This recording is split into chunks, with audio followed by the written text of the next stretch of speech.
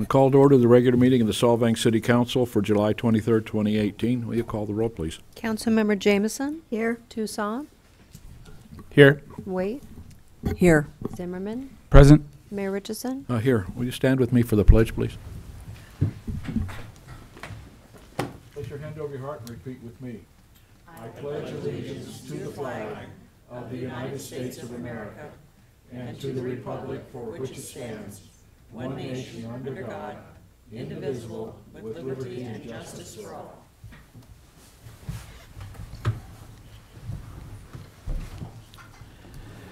First thing on the agenda is a presentation by the Solvang Conference and Visitors Bureau. Good evening, Mayor, City Council, City staff, and members of the audience. I'm Tracy Farhad, Executive Director of the Solvang Conference and Visitors Bureau. And with me tonight is our honorary board member, Dr. Kenneth Harwood. And for tonight's presentation, our CVB Digital Director, Brenda Ball. It's her show. Sales Manager, Greg Corso, and Special Programs Manager, Daniel Lahr. So as always, our mission as your nonprofit marketing agency on record is to influence travel to Solvang. We emphasize off-season and midweek travel while maintaining our way of life. We can't and don't do this alone. It's a partnership between local businesses, agencies, regional and state tourism organizations, all working together.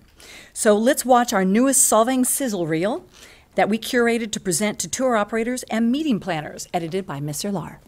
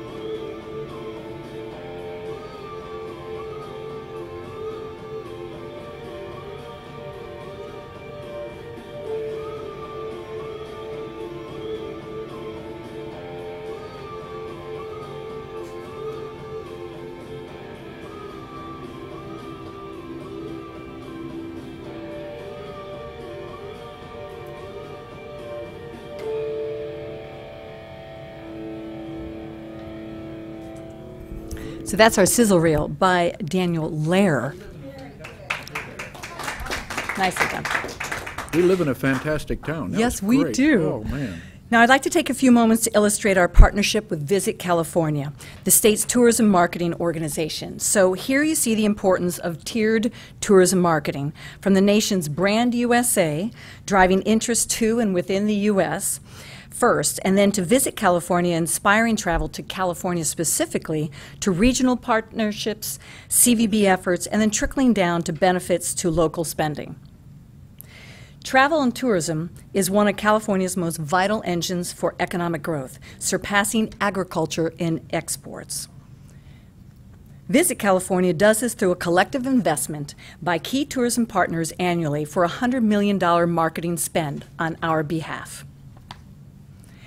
Every day, Travelers inject hundreds of millions of dollars into communities across the Golden State, infusing over $132 billion into the state's economy in 2017 alone. As the fifth largest economy in the world, California cannot afford to lose the benefits from our thriving tourism economy, and neither can we. 6 out of every $10 spent at California visitor destinations were from other states and countries, a 4.8% increase year over year.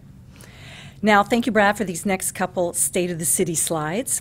Transient bed tax collections is currently 51% of the city general fund, and that's versus 36% just 9 years ago. The bed tax collections have been on a steady average increase for 9 years, with this year's TOT up except for our crisis months and strangely October, which we attest to not having a Vintners Festival this past year. Even with market fluctuations from highway closures and crisis impacts to travel bans and a recession, Solvang has increased occupancy on average 6.63% each and every single year since 2008. Now, Solvang has outperformed that recession year benchmark and collectively added 56% in occupancy revenue, outperforming the 10-year average just in the past 5 years. So the trend is up, which warrants your continual and consistent investment. So it's looking good. And now for Brenda. Thank you, Tracy. Solvang USA is our face to the world, and we're happy to be consistently ranked as the #1 tourism website in the Valley, surpassing the Shumash Casino. I did fail to mention at the beginning here, this is our user-generated content. We have new software which allows us to be curators, and we aggregate the images that people either in the geolocation of Solvang or people who've hashtagged Solvang or businesses around Solvang. We're able to capture those images, and then our new software allows us to request the rights to use those images, and we get a very good return on images, so we can put fresh images in our website and use it in our print and other online marketing. And here's our, I already mentioned that we're #1. We had over 1.5 million page views last year on our solvangusa.com website. This year, the number of subscribers to our consumer e-newsletter climbed to over 26,000. Our open rate is 23.9, and that exceeds the travel industry open rate of 20.3. Our booking engine, this allows visitors to book rooms directly with the hoteliers from our website, and this year we had over 3,000 clicks through from our website to book a room.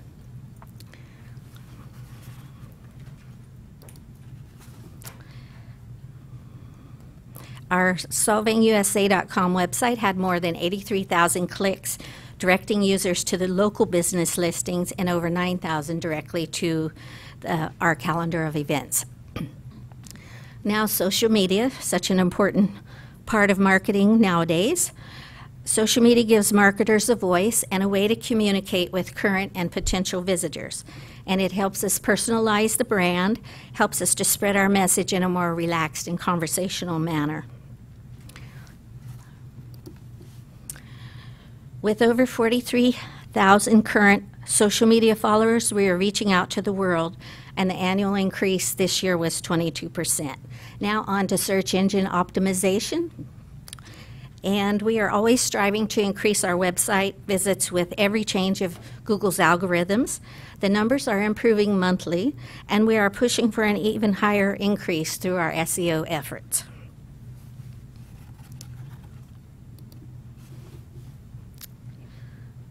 I jumped the gun there. Approximately 30% find us directly by typing in Solvang or Solvang USA, and the remaining 70%, surprisingly, find us through typing in a category or searching for a particular product or a service. Please visit our website often, and also sign up for our e-newsletter if you haven't already. You can sign up on our homepage of solvangusa.com, and thank you very much. Now, our numerous marketing tools measure our success with advertising and public relations as well. This slide reflects our seasonal ad placements, both traditional and digital. With digital and social media, the orange line at the very bottom, always on. Digital ad spending has now surpassed traditional methods with over 56%, reflecting where the audience is looking. That way we can go find them. Campaigns are strategically placed with our top demographics in both Northern and Southern California, plus Canada and Denmark, and naming Solvang as their next great getaway with new imagery like what Brenda was just mentioning. Influencing travel decisions during peak buyer periods include proactive event promotions. So you'll see here two distinct upticks with the orange and then with the hot pink one there. That was site traffic increases following both Yulefest and Taste of Solvang exposure. And 12.5% of all sessions are coming direct from Facebook and search advertising. Now, public relations are an essential program for keeping Solvang up front and center in the travel decision-making world. We sent out 36 press releases and hosted over 860 journalists, and that keeps Solvang on top of everybody's mind and on several top 10 and 50 best lists from A publications and travel sites with very big viewership. This included also a two-page feature in AAA's Westways magazine with over 16 million readership, to MSN.com homepage coverage, with Solvang as the only California mention. In fact, we were even named in Architectural Digest. That's a first, I believe. Now, international PR efforts showed an 18% increase in viewership this last fiscal year, thanks to our Danish connection overseas.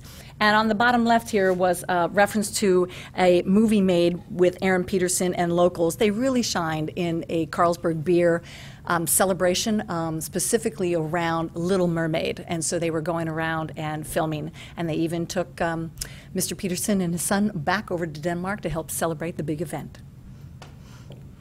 So next up, Mr. Greg Corso will tell you about our exciting results from our sales department. Thank you, Tracy. So in our efforts to keep Solvang top of mind in the travel trade, we have attended numerous trade shows last year. We went to NTA in San Antonio, Go West in Salt Lake City, and IPW in Denver, which is the largest international trade show in the country. And as a result of these combined 94 show appointments with tour operators and travel agencies and my post-show follow-up, we generated approximately $275,000 in hotel bookings. And that's with an anticipated 2,000 attendees for a total of 1,430 room nights, 70% of which are weeknights. And that represents everything from a one-off tour operator coming once to group series for 16 weeks and 30 weeks over the course of a year. And that amount does not reflect anticipated spend on food, shopping, activities while they're here in Solvang. This other slide is referencing one of our online travel agencies that we've worked with. In 2017, they had a total of 400 room nights as a direct result of the CVB acting as a liaison between the agency and our properties. From January through June of this year, they've already booked 668 room nights through the end of this coming year. And 40% are shoulder season, January, February, and March.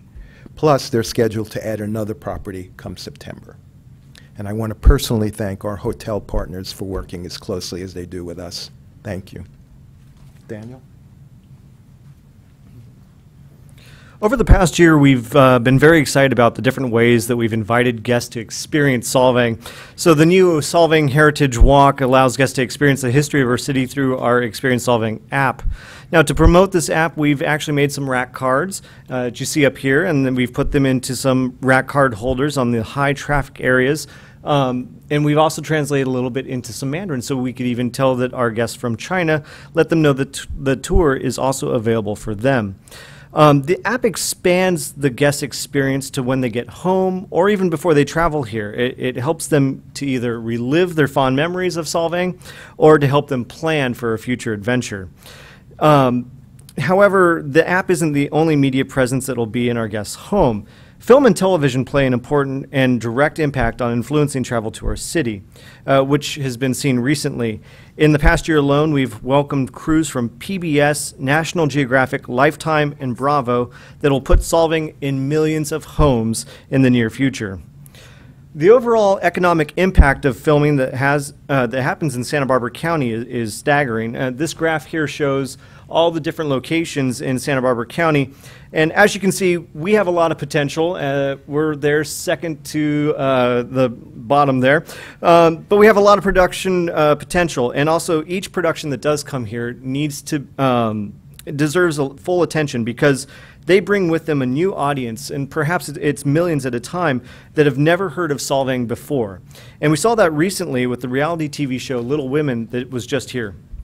So this show actually featured 2 episodes that followed the cast on their weekend trip here to Solvang, and each episode had about a 3 million viewer rate. So here, this yellow or orange line right there, that's kind of what our Solvang USA website, that's the average viewing from last year. So you can see those 2 bumps right there. That's actually the spikes that our website saw on the dates that those aired. So it's a significant jump during those dates.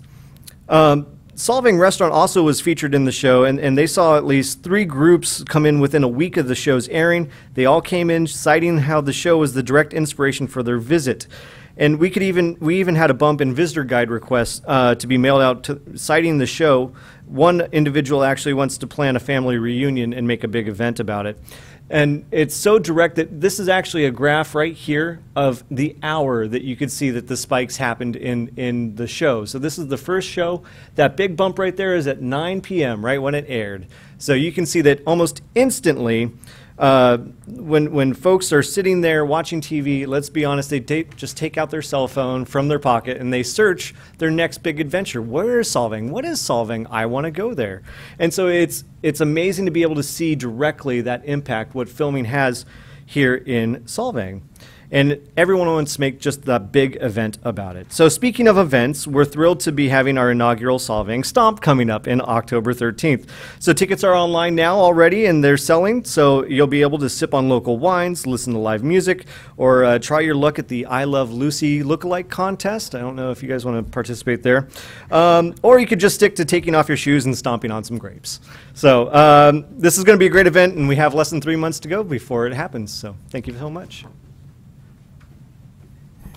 So as you can see, we have a lot of exciting things ahead. Last fiscal year saw many challenges, but we were able to keep that market share, and we are looking forward. So Visit California research shows that millennials with kids as the highest spenders across all markets. Sorry, baby boomers. Our marketing target will target that low-hanging fruit and continue to appeal to both domestic and the lucrative international audiences. But we want to leave you with something specific, so we have this little infographic. Daniel? And this handout, which highlights a lot of the CVB platforms that are influencing travel decisions and that are also measurable. And this is for your greatest return on investment. But we don't want it for you to just take it from us. So let's hear it from the visitors themselves.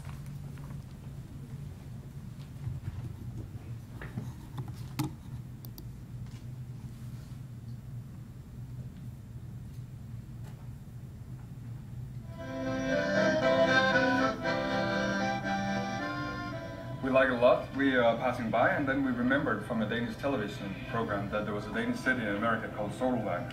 We thought, why not look at it while we're here? And we're kind of surprised because it's a different version of Denmark, like old-fashioned version, but it has a very Danish vibe to it, and people are very nice, like all Americans, but here they're just a little bit nicer. Maybe it's the Danish thing, I don't know. Absolutely beautiful, yeah, so unexpected as well, it's gorgeous. It's such a beautiful town, so different from what we have seen from San Diego to here. It's so cute. No, I really mean it. Well, this is our second anniversary and the first time away from our baby overnight, and we're very excited. We love the city. We love anything right now. I love it here, and I love the city of Solvang. Our first time here, and we'll definitely be back next year. Oh, it's beautiful. It's sort of a piece of very old Denmark replaced to a much nicer climate. For me, it's the second time. We were here 7 years ago when we wanted to come back because we think it's lovely. We love it very much, so much that in 2007 November, we actually got married at the Wine Valley Inn. Very special place to us. Yes. We come up here twice a year. We love it. It brings me back to going to Denmark. It's a little bit of my father's home. Some might say a little prettier than Denmark. And I don't know if we're going to go back to Chicago after visiting here, so I think we might stay in your charming little town.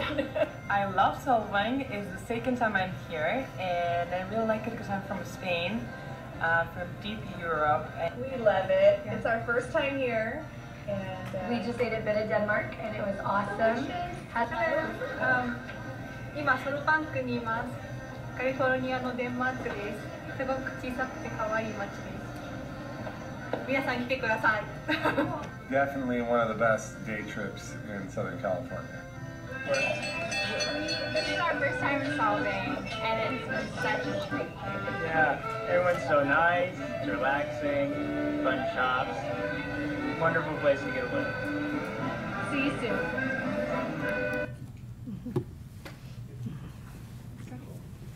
Thank you very much.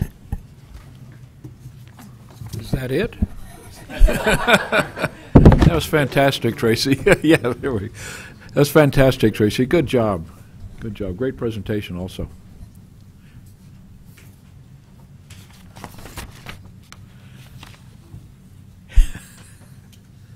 City Manager's report. Actually, I've just got one thing to report, and that's for those people that like to play in the river. The water rights release will be happening in August 6th, and for 60 days we'll have releases, water rights release come down the river. So you'll finally see some more water in the river. Ah. So that's my report. All right. Public communications, written or verbal. At this time, please direct comments to the City Council regarding the consent calendar items or matters not on the agenda, both in the jurisdiction of the Council. Speakers are limited to 3 minutes. I have no speaker slip. Does anybody have any general comments they'd like to make? Seeing none, then we'll go on with the rest of the agenda. Council comments and requests. Would you like to start, Neil? Welcome, everybody. Just want to comment on the video. It's pretty good. And I think going into the film sectors could be rewarding over time, return. So that's good. Anyways, hi, everybody. Hi, everybody. Karen? I'd like to comment on for the last several meetings, we have discussed the update of our sign ordinance. And now that we have a code enforcer that is apparently doing a very great job in going around and enforcing code, because I've looked at the number of items on the bar agenda and whatnot. So I'm still kind of waiting to have that come back to be reviewed by the council. And I haven't seen it yet, so I wanted just to bring that up. So, and I know we've given direction on that. Yeah, typically that in the years past that we've updated that, it started with the Planning Commission. Usually have a subcommittee that works on that of local business owners and things. So it wouldn't come directly to the council unless you'd like to give that a direction for a group like that. But yeah, that process of our sign ordinance updates over the years has been a multi-month process with citizen input. And I think Holly in the budget has something about updating our design element. Design guidelines, yeah. Design guidelines. Maybe, Holly, if you want to talk about that for a second. Evening. I just wanted to update you a bit on this. I know that we have had some enforcement, some regular and consistent enforcement, something we haven't had for a while. So we're very glad to have that and try to be as even-handed and responsive as possible, not only to the business members, but also those who are pointing out some of those sign ordinance issues. I asked for that budget item as part of economic development. That's where it's landed in the budget, and that's what's been approved. A review of the sign ordinance, in my view, would be a larger part of this community design element general plan update. This is usually done, it's almost always done really with community workshops. There's a subcommittee of stakeholders, and then what results ideally is a document or a set of policies and a clear map of what the community design should look like in Solvang. And there'll be a number of opportunities for the public and for the business community to participate in this. The design guidelines, just so you know, was from 1988. That's the BAR Bible. That's what they try to follow, but there have been policies that have been overlaid since then. So what we have is a three-ring binder of documents that are not always cohesive, and it would be high time to update that as well. So there are several parts to this. We have funding for this, and that is something that will be acted on in the very near future. Are we going to initiate that from the dais? You can initiate via RFP, maybe what we'll RFP. do is we'll bring back a proposed work plan for the council to do. It'll be I think members we're kind of looking to prioritize. Sorry, members of the BAR, the Planning Commission, possibly a member or two of the council, and public members would get together as a workshop to discuss the sign ordinance. The sign ordinance, for my recommendation is that the sign ordinance would be part of the design. We've already got funding, and we will already have the mechanism in place to start the gathering of that information and those stakeholders around the table, and that would include, everybody that would care about design guidelines in the city. And so that would be part of I think to separate the two might be duplicating our work, and I fully intend to go forward with the community design element update, and that would include, part of this would include that sign ordinance. And are you going to initiate that by developing a work program? Yes, it would be a work program, and I could certainly come back and give you information in greater detail. So I've just sort of put together whatever thoughts I have right now, but if that works for you. So are we giving her direction then? I think that's what we're looking for too. Okay. Yes. All right. Thank you. Thank you. Anything else? Yes, I've been thinking a lot about the last council meeting that we had, and I wanted to broach the concept very transparently about conflict.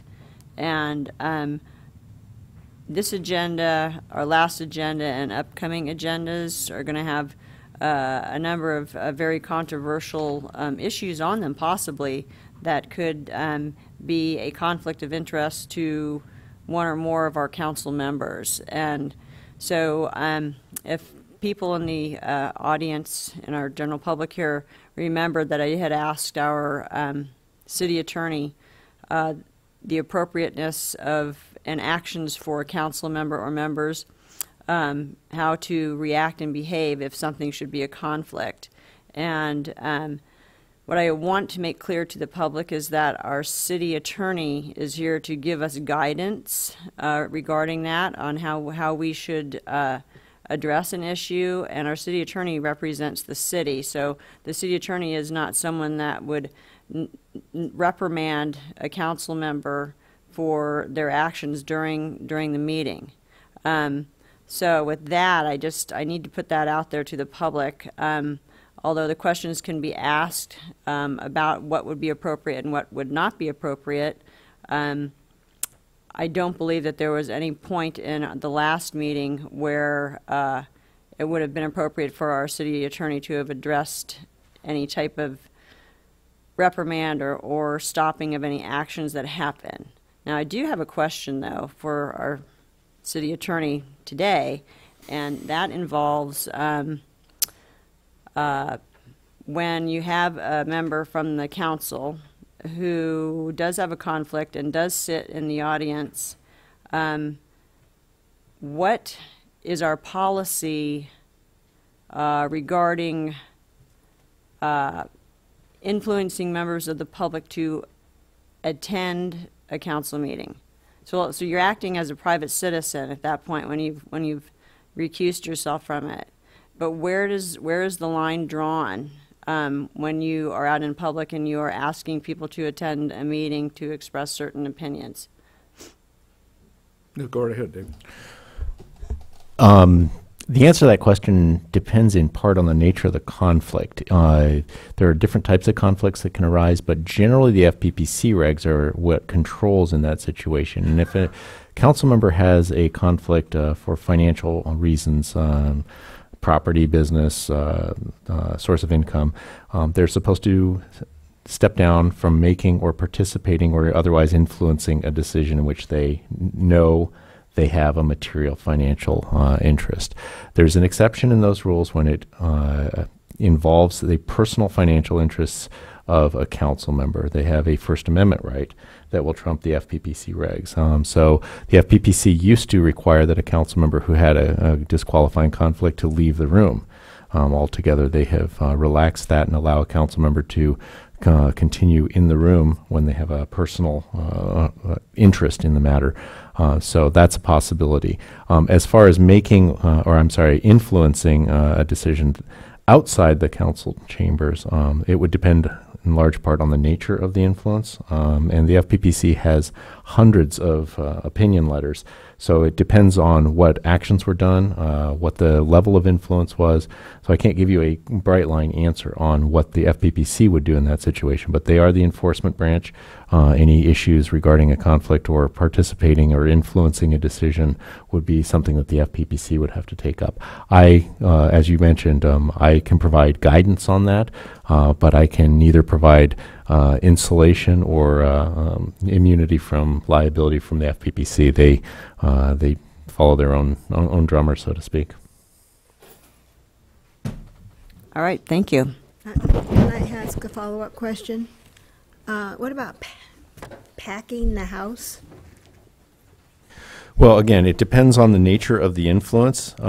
For example, if a council member had a disqualifying conflict and the council member was saying, I want everyone to come and speak on this matter, and I will provide you a ride there. I will provide you all the written materials that you need. I will have you a form letter, for example. The more there's an attempt to influence the council, the more that it would be a problem with the FPPC. If it's the type of thing saying to a constituent, this item is of vital importance to the community, I encourage you to come to the council meeting, that would be something that may have a less of an influence on the decision with the council. So it's a very fact-specific analysis that the FPPC would take a look at. It would depend in large part on the degree of the attempt to influence the council's decision on a particular matter for the conflicted council member.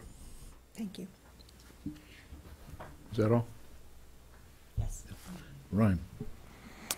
So it just kind of brought to my attention, again with Holly, as regarding walk-up windows and maybe even potentially a food truck in Solvang. So I don't know if you wanted to talk about that for a second. Just looking at possibly bringing that up for discussion on a future agenda. This is a good opportunity to put it on a future agenda. I know that we've had several citizens ask about it. I've done a little research. Brad's done some research. He's been here a lot longer than me, of course, and about why we had a walk-up window ban, more or less, here in the city. I think the way people dine and recreate has changed a little bit. I think the idea of taking food away from a food truck is now a popular action. We could certainly look at changing our ordinance with some guidelines about trash, about customer lineup, if that seems appropriate. Again, this is something that we could look at and do a quick conversation with some other jurisdictions that have allowed this, to see what kind of regulations they put in place, and I could certainly bring that back for your consideration. Yeah, I was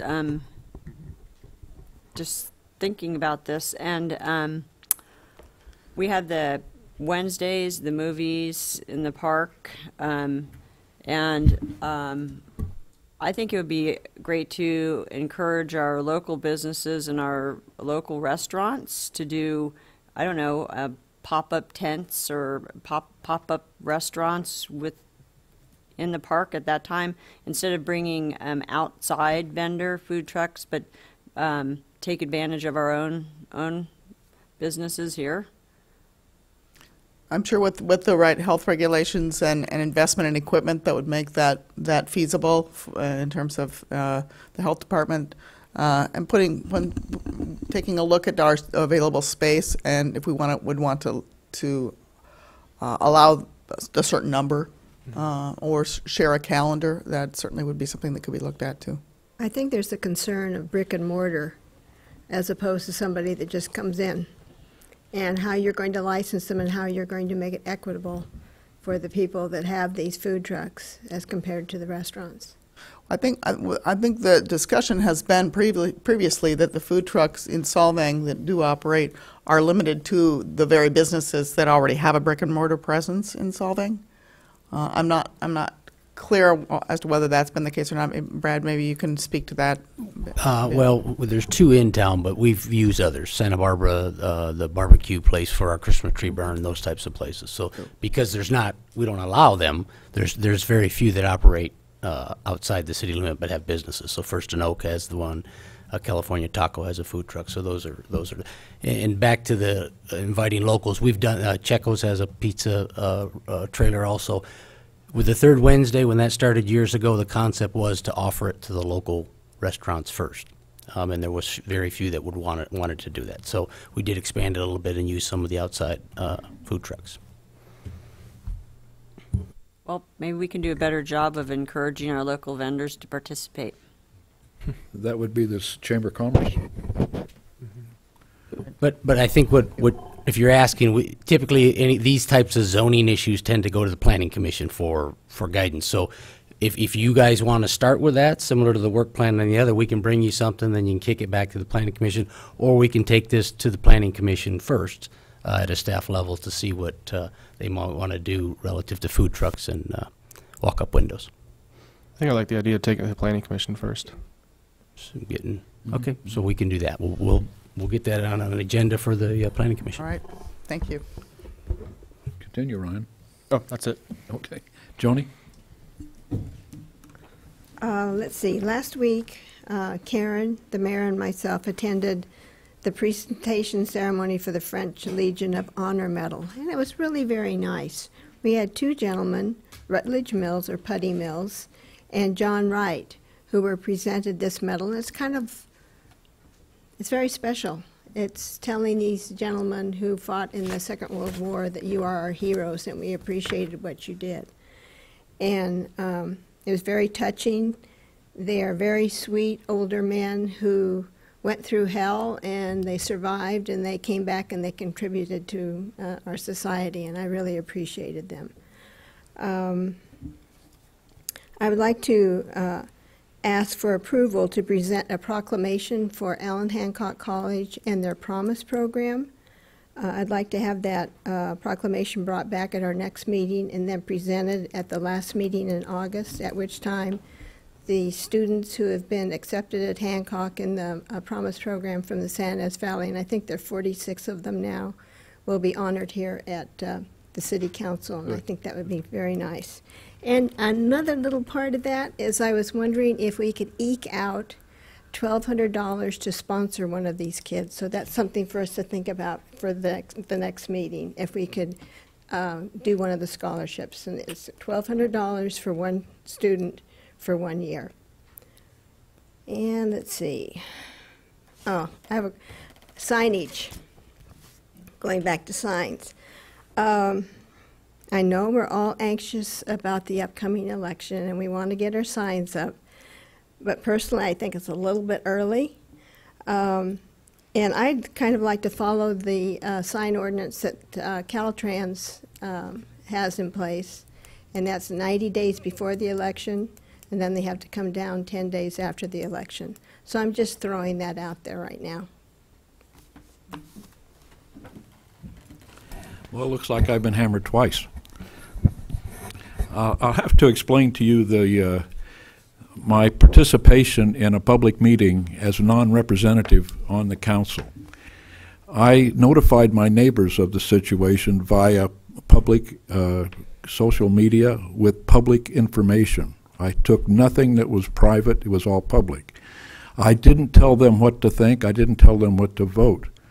I asked them to participate and come forth and make their opinions known. Never once did I tell them to vote yes or no. So there was a total basis of mine was my full right of freedom of speech and the full right to protect my property from one way or another. So I feel that I did anything wrong. I did interrupt the meeting, but there's a reason for that. And the city attorney will explain that to you if I ask him, but I'll make it brief. These city council meetings are business meetings. We ask the public for their testimony and input, not for them to lecture the public that's in the audience. And that's what I jumped up about, is that the testimony comes before the council.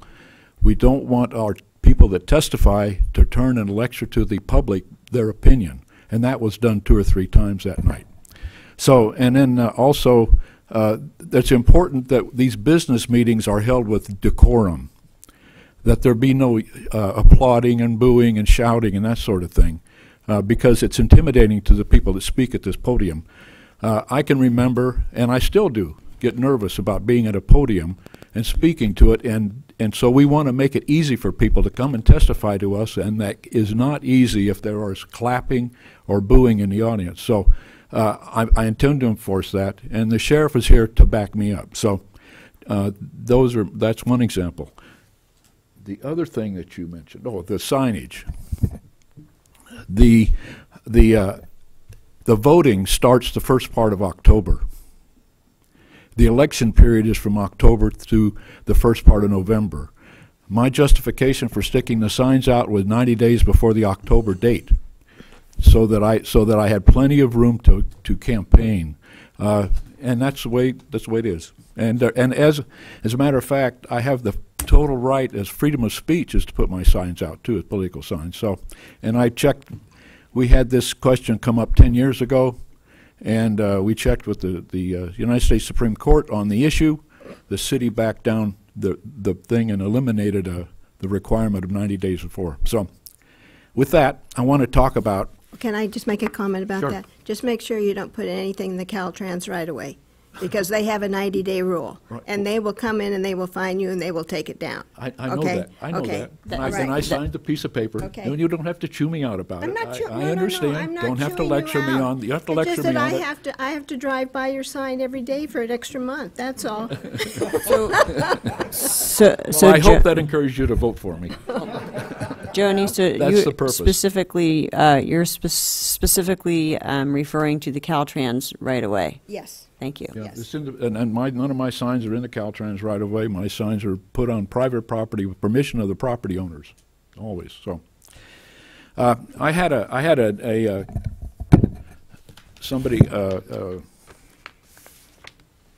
William Murphy, get a hold of me regarding the San Ynez Valley Airport Authority.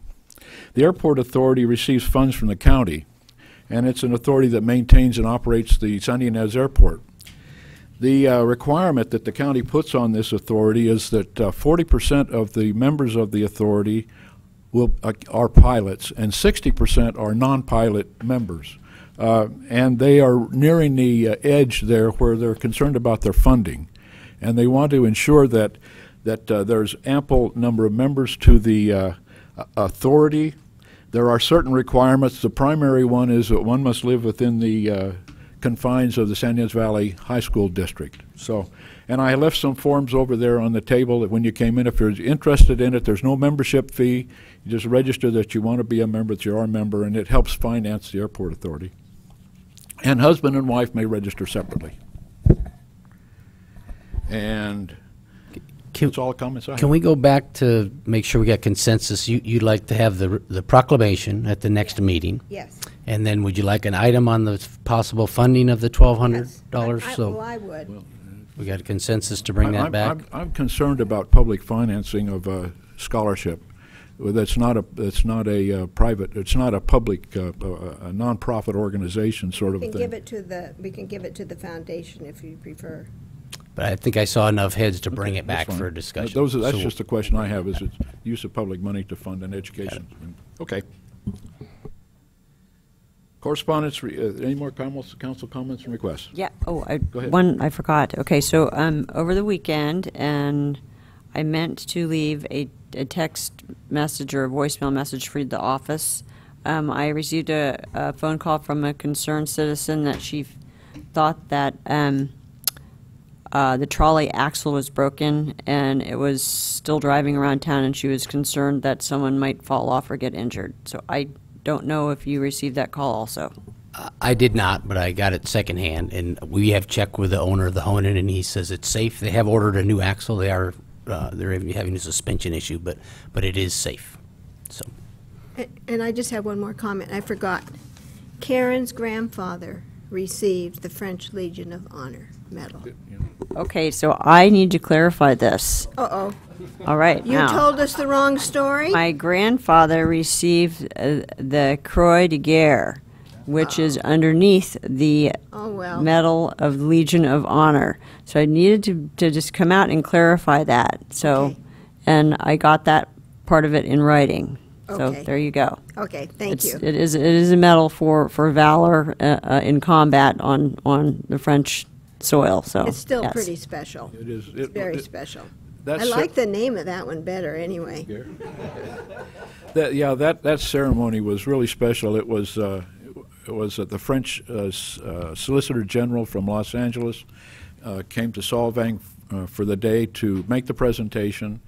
Family and friends were there. There were about 30 or 40 people. It was a private kind of a thing, but it was really something to see these gentlemen in their 90s that fought in France during World War II, and that the Legion of the Medal of the Legion was instituted by Napoleon Bonaparte, and up until recently it was only awarded to French citizens. But since that time, it was decided that could be awarded to non-French citizens that served in France, and it's really an honor. One of the gentlemen had his grandson there and great grandsons, and he also turns out he had 6 great grandchildren. So it was, and none of them were small children, and it was just it's terrific to see these gentlemen get this award. They were very proud of their service, and it was very well done. So it's fun to be there.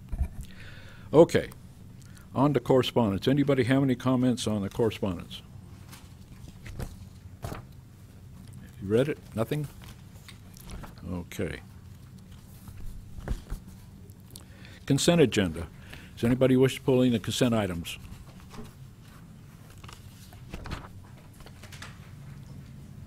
Seeing none, can I have a motion accepting the consent calendar?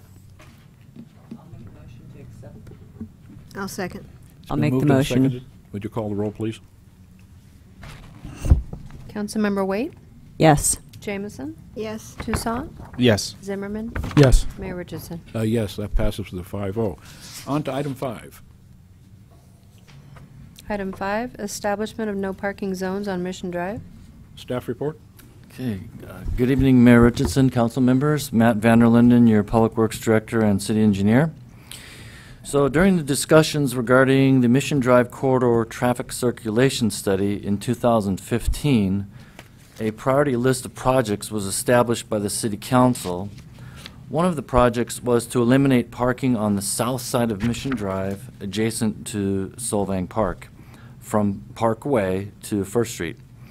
And then at the September 15, 2015 City Council meeting, a resolution to establish no parking in this section of Mission Drive failed to be approved due to a 2-2 vote.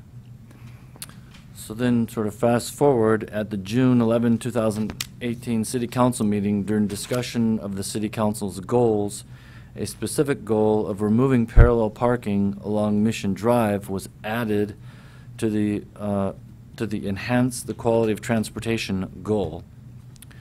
Staff has inventoried the existing parking along Mission Drive from Nycobing Street to Pine Street And in summary, there are 36 parking spaces, parallel parking spaces along the north side of Mission Drive in this stretch, and 24 parallel parking spaces along the south side. And this diagram up on the projector here shows the quantities along Mission Drive on both sides of the street. I'm sorry it's not showing very clearly, but anyway. So continuing, when the Mission Drive corridor study was completed, our consultant team had come up with 2 alternatives that would eliminate some parking on Mission Drive and included adding bike lanes.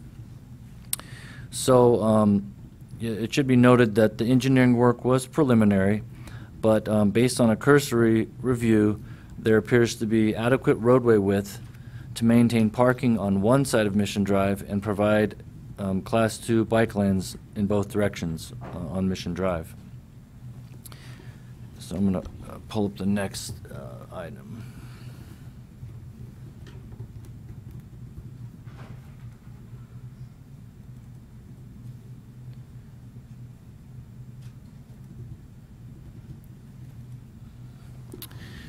So this first slide here just shows some of the treatments for bike lanes and also crosswalks and kind of the interplay between the crosswalks and bike lanes. But these are the plans prepared by our consultant team that were included in the Mission Drive, the final Mission Drive corridor traffic circulation study, and it's the layout isn't intended to recommend any specific sections of parking and no parking. It was just it was intended to be illustrative, just to show that you can keep some parking along Mission Drive and fit bike lanes on both sides of the road. So I'll flip through those more in just a minute, but. The Solvang Municipal Code authorizes the city traffic engineer, which is the city engineer, to place curb markings. But because Mission Drive is a state highway, the city must get approval from the state through a Caltrans encroachment permit to paint the curbs red. So Caltrans has also notified us that a city council resolution must accompany our encroachment permit application.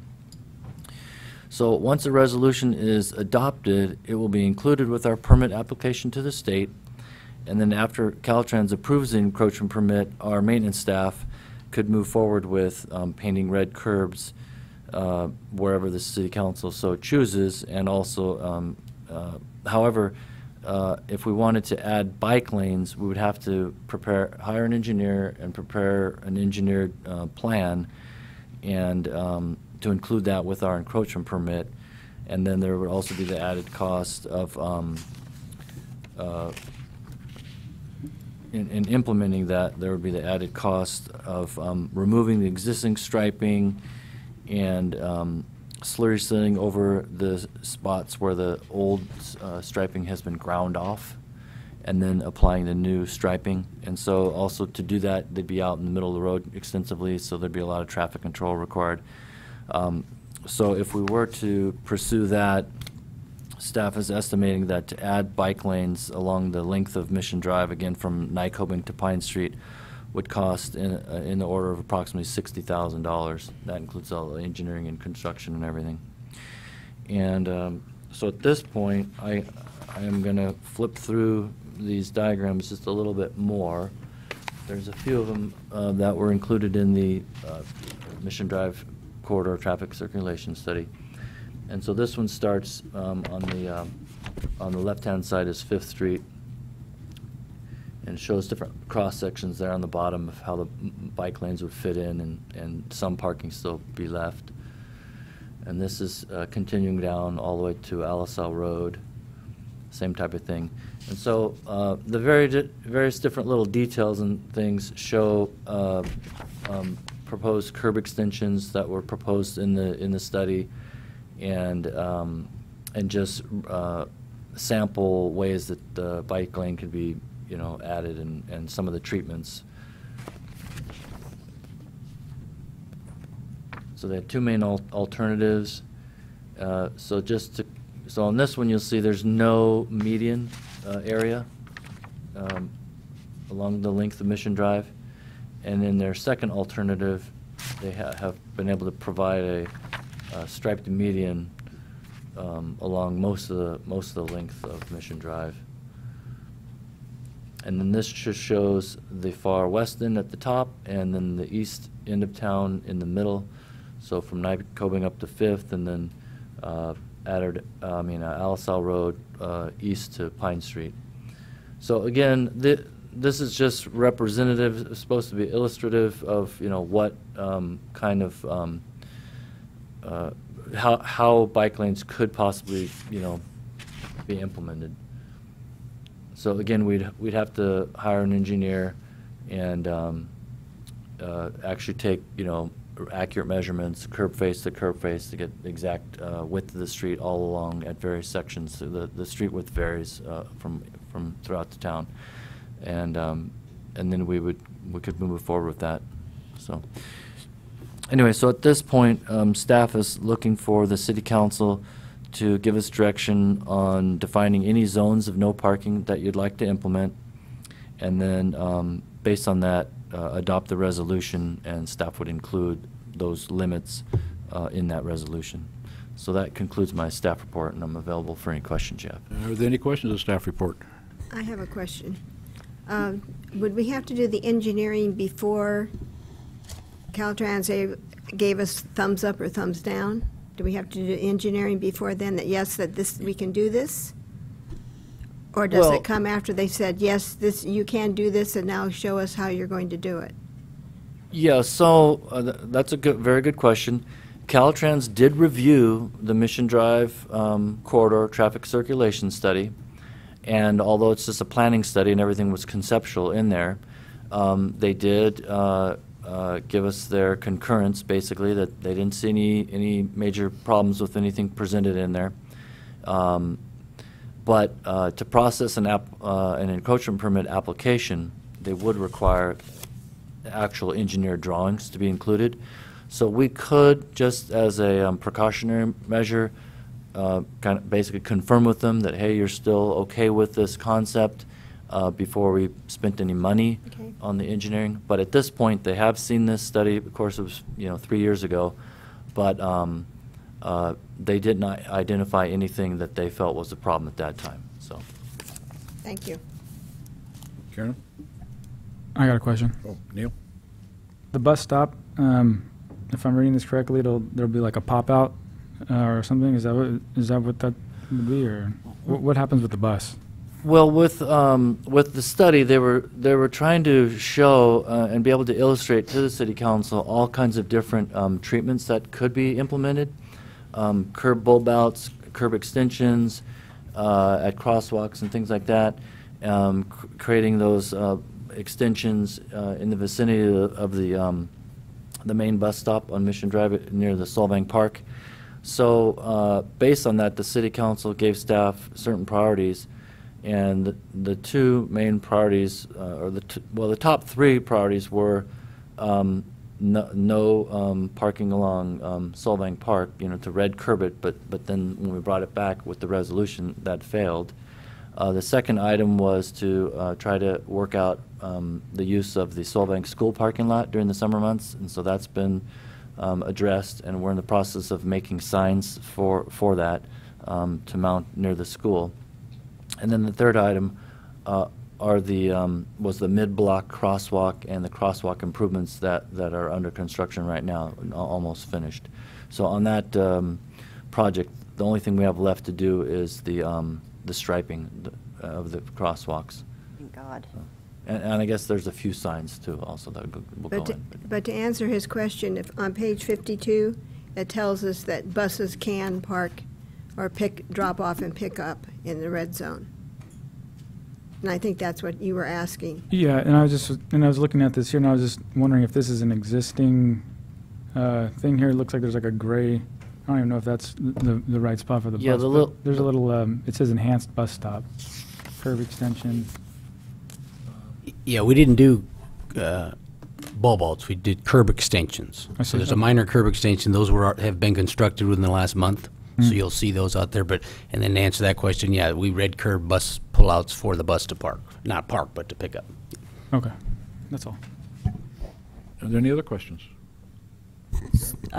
So, just to reiterate what you're saying is that the preliminary on this would be that we could eliminate some parking on 246 parallel parking and still have bike lanes. Correct. I think you'd want to think of it in the reverse. You'd be able to keep some parking, parallel parking, and fit the 2 bike lanes, in both directions. So I think you had to pick one side. So you can only have parking north or south because of the width of the road. So Okay, so that was my next question. And so the road is wide enough to potentially do this. correct. Based on the preliminary measurements and their preliminary layouts, they've determined that it is possible, yes. All right. You still? I'd like to make a motion. Well, we got need to to hear go to from the the public. people. Public comment. Gosh, okay, I'm jumping. Well, I guess jumped on we this so technically fast. could have a motion on the table, though. I was pleasantly surprised by this report. Okay, is there any other questions of the staff report? Seeing none, we'll go to the audience for comments. I have one speaker slip, David Rasmussen.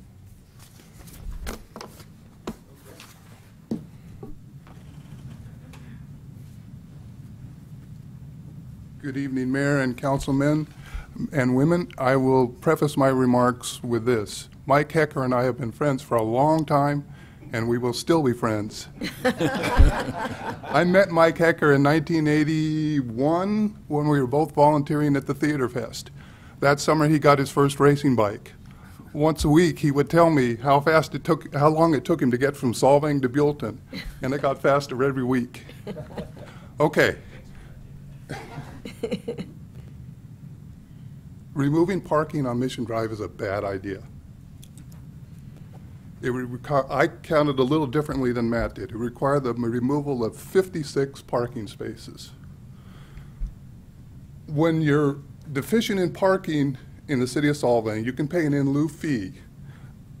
That in lieu fee is $12,376. So if you multiply that by the 56 spaces you would lose, that's a value of $693,000, removing those parking places. You're following me? With me? Yep. Parked cars now act as traffic calming devices. It slows the traffic down going through Solvang, which is a good thing, because it makes the north side of Solvang more accessible to pedestrians. They feel safer crossing the streets because the cars are going 25 miles an hour. Now, you take the same road, Mission Drive, in Buellton, 3 miles to the west, where cars are going 35 or 45 miles an hour. How many pedestrians do you see out there? And they have bike lanes. You don't see any. It's not safe. It does not feel safe. Okay, so if those spots turn over 5 times a day, that's 280 cars. 2 people in a car, that's 560 people that have used those spots. That's a lot. So I have a solution. Okay. Okay. We're ready. So when you come from Alamo Pintado up the hill at Pine Street, you're on your bike, you take a right. Then you take a left on Maple, wind around to Elm, to 5th Street, rejoin Mission Drive at 5th Street. If you're coming from the west, you take a right at 5th, you go to Oak, take a left, go to Alisal, take a left, take a right on the Mission. Your bikes are safe. That's exactly what they do in Lompoc. I was there last week and I just happened to see it. There's not a bike lane on Ocean, but 1 block over on Cypress, that's where the bike lane is. That's where the bike lane belongs. Thank you, David. Time has expired. Thank you. Thank you. I have no other speaker slips. Does anyone else wish to speak at this time? Corey?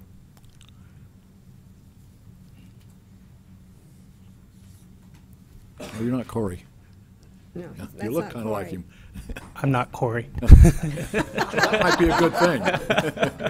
But thank you. My name's Sam Sweetland. I'm a resident on 801 Creekside Place, City of Solvang. I'm here to speak as a citizen. I can tell you I am also a cyclist, so I'd love to see bike lanes here, but first and foremost, I would like to see the congestion of cars be less on Mission. I think that there's many things that we have to do to alleviate that, and some of that could be the parking that is on the street. Some of it could be the metering of pedestrian crosswalks. But as it is now, most of the citizens are taking shortcuts around Mission to avoid the traffic, either on 5th Street, Pine Street, all the way through Skeet Mesa. So anyhow, I would encourage the council to consider eliminating parking on the Mission. Thank you. Is there anyone else who wishes to speak? Mike?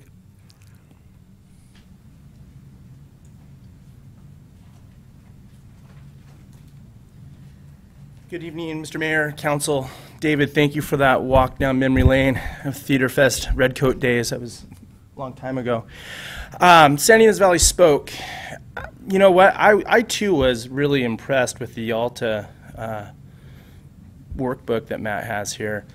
I mean, if there's any way that Solvang can address improving bicycle safety and pedestrian safety and encouraging more bicycle tourism, it would be Class 2 bike lanes on Mission Drive. Many blocks of Mission Drive are already wide enough right now for a Class 2 bike lane. You have red curbs on many of your blocks already. The Alisal to Pine Street, that turning lane is wide enough to land a 747 in. You narrow it a little bit, you can put your Class 2 down, you can still have your parking out there. I think there's a solution to make everyone happy, and I'm sure the 5 of you will do just that. Thank you. Thank you.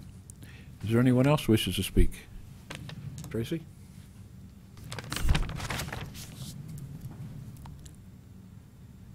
Tracy with the Solvang CVB, and I am friends with both Mike and David.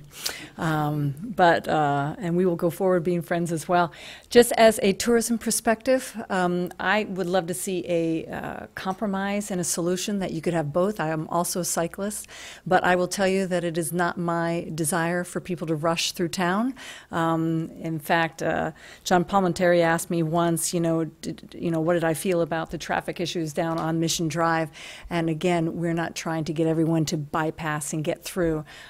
So we would like to still see a combination of parking for businesses, also because when you show parking, you show activity, and it's better to see a town that has people and activity as opposed to straight. So if there's a way to do both, I know that that would be very advantageous for both being known as a bike-friendly city for both residents and for visitors. So that's all. Thank you. Is there anyone else? Yes, please.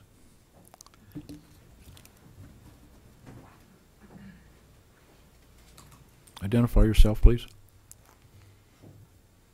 Daryl Scheck, 1570 Mountain View Drive, and I don't know as many people here because I've only lived here 20 years, so that's the way it goes. You're a newbie. I'm a newbie. I'm a freshman. So just wanted to echo my support for, I think a compromise solution would be good. If you could get one side of Mission still for parking and then incorporate the bike lanes, I think it'd be beneficial. I think the city has to put its money where its mouth is in terms of if we're going to be a center for bicycle tourism, you got to back it up. And I just want to echo that, and also for the safety of the kids and everyone that cycles in town. And I appreciate it. Appreciate your time. Thank you. Is there anyone else? Seeing none, we'll bring it back to the council for discussion. Who would like to start? I'll start. I've known Councilwoman Joan Jameson has wanted to come up with a solution to the parking on 246 for quite a while. And my main concern is for safety, because we do have several crosswalks that come out right between vehicles that are parked parallel parallelly in front of the park and along that side. I have witnessed individuals walk right out in front of my car because they see a crosswalk and they don't realize that we might not see the crosswalk, and we aren't expecting them to walk out from between cars.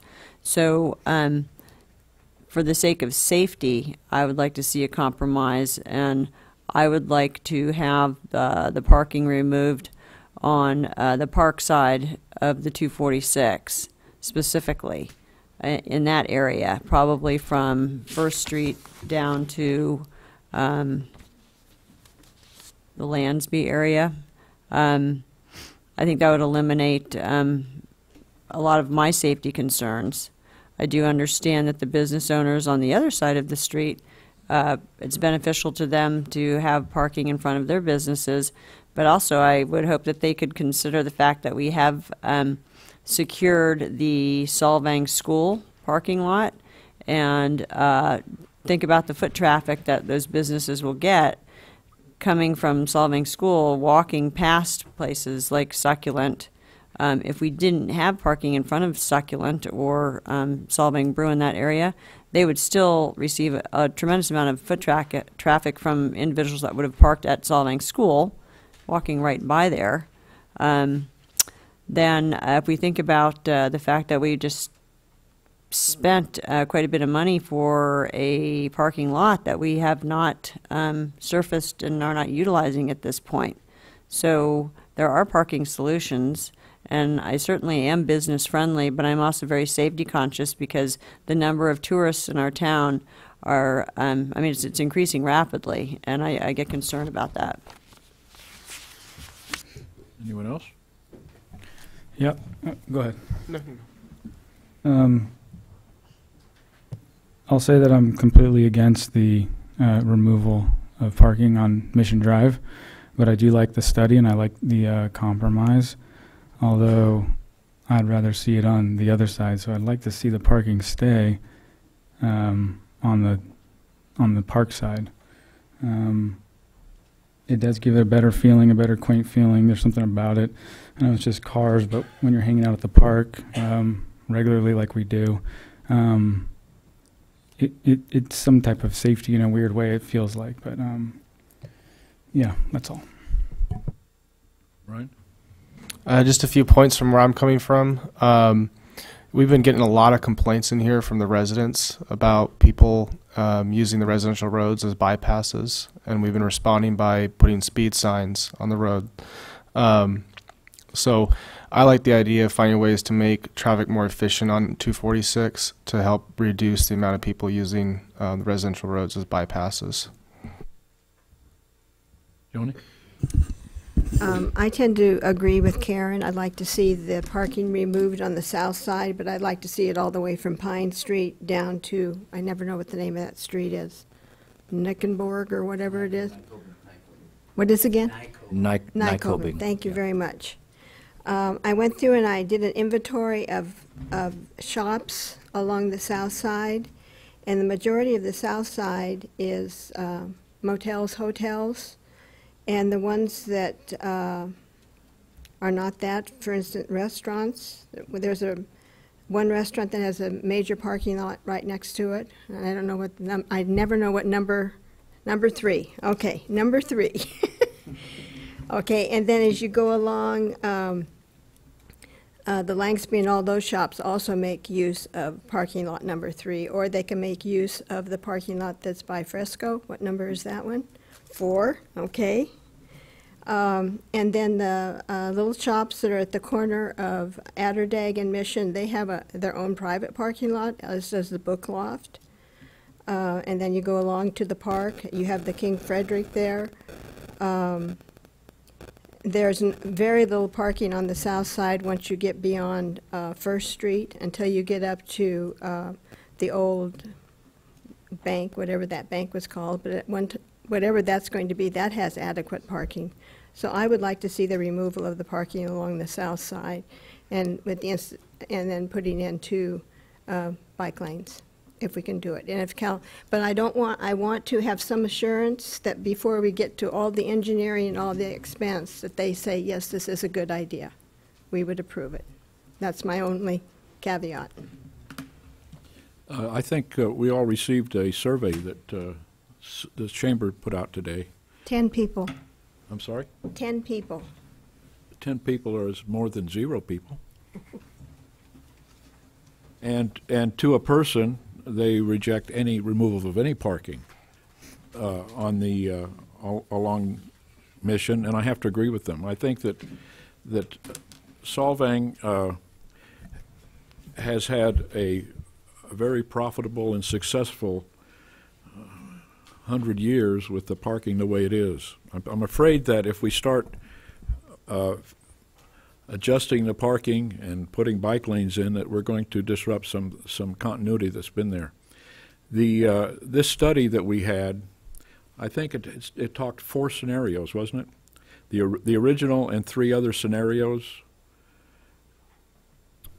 Yeah, the corridor study. Yeah, the corridor study. Yeah. Yeah, they showed several different alternatives, and each of those alternatives incorporated different ideas of possible things that could be done. The point I was trying to make, the interesting part of the whole study was that the throughput through town didn't really improve with any of the studies.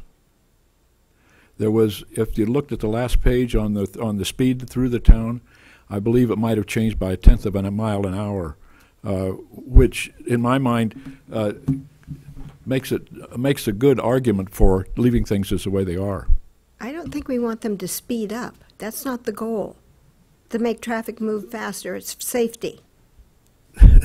The traffic's going to move at the same speed whether nothing's changed or everything's changed. So the safety feature is going to be the same if you're worried about traffic speed or traffic driving through there. I'm worried about people walking out between cars. How many people have gotten hit by walking out from their car, in between cars? I think 2 in the past year. Well, we put in a crosswalk just now that is really stopping traffic itself. It's slowing traffic through the town. People have been watching the folks using those crosswalks, and the blinking lights are causing traffic to slow seriously. And and as a matter of fact, it's probably jamming up traffic more than doing anything else. But the people are using that. Yeah, may I ask a question about those? Do you punch a button and then it starts the light? Okay, I've seen a number of people punch the button, go from north to south, and when they get to the south, they punch the button again. There's nobody in the crosswalk. Yeah. It's a game. So it's a serious thing we're doing. The park. There was another argument that was given to me that during the farmers market days, that some folks that are handicapped appreciate the fact that there is parking along the park, so that they can get out of their cars and go to the farmers market, which seemed to be a legitimate argument. And then the argument of how many dollars are spent for in lieu parking, and then to remove all those parking places, they've got to be made. That's got to be made somewhere, made up someplace else, and it's just, in my mind, a bad move all the way around. So I'm asking you that we make no changes to the parking along Mission Drive. Well, I would agree that we, in addition to this, I'd be all for adding bicycle lanes through the neighborhoods that, in addition to this, as suggested by one of our citizens, because actually those are the routes that I take, because I avoid Mission, because it's impossible for me to even ride my bike down Mission. Although my focus on this right now is safety. So I would have to agree with Joan Jameson in removing the parallel parking on the south side of the 246. And let's not forget that we do have Solvang School, and I'm not sure how many parking spaces are there. And those are free spaces. And then we have the new parking lot across the street that is yet to be developed. Well, those parking places at the school are just available for when the school is not in session. That's on the weekends, holidays, and in the summer, yes. our highest tourist times.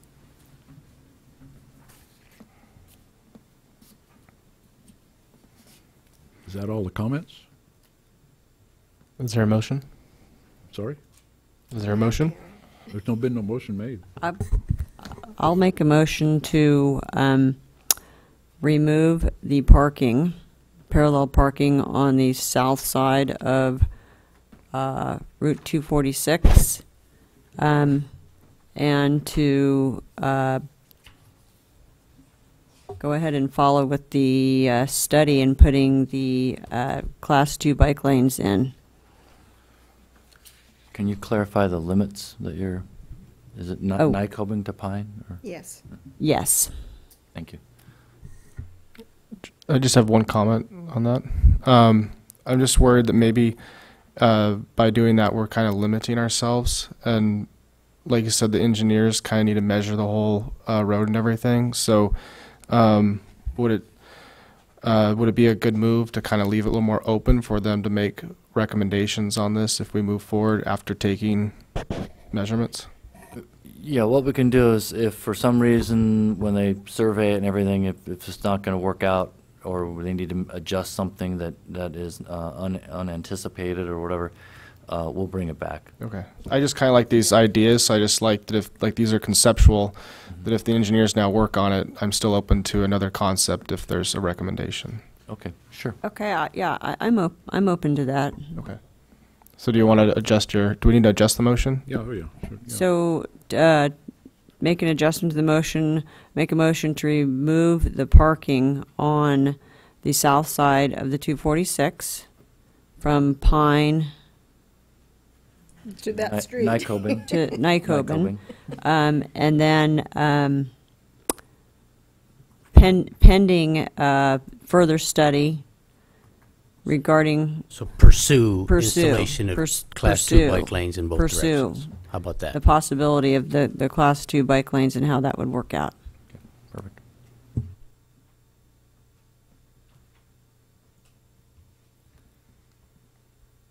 I haven't heard a second yet. So just to clarify, so that when the engineers, they'll still evaluate these different options with that motion? Correct. We can have them do that. Okay. I'll second.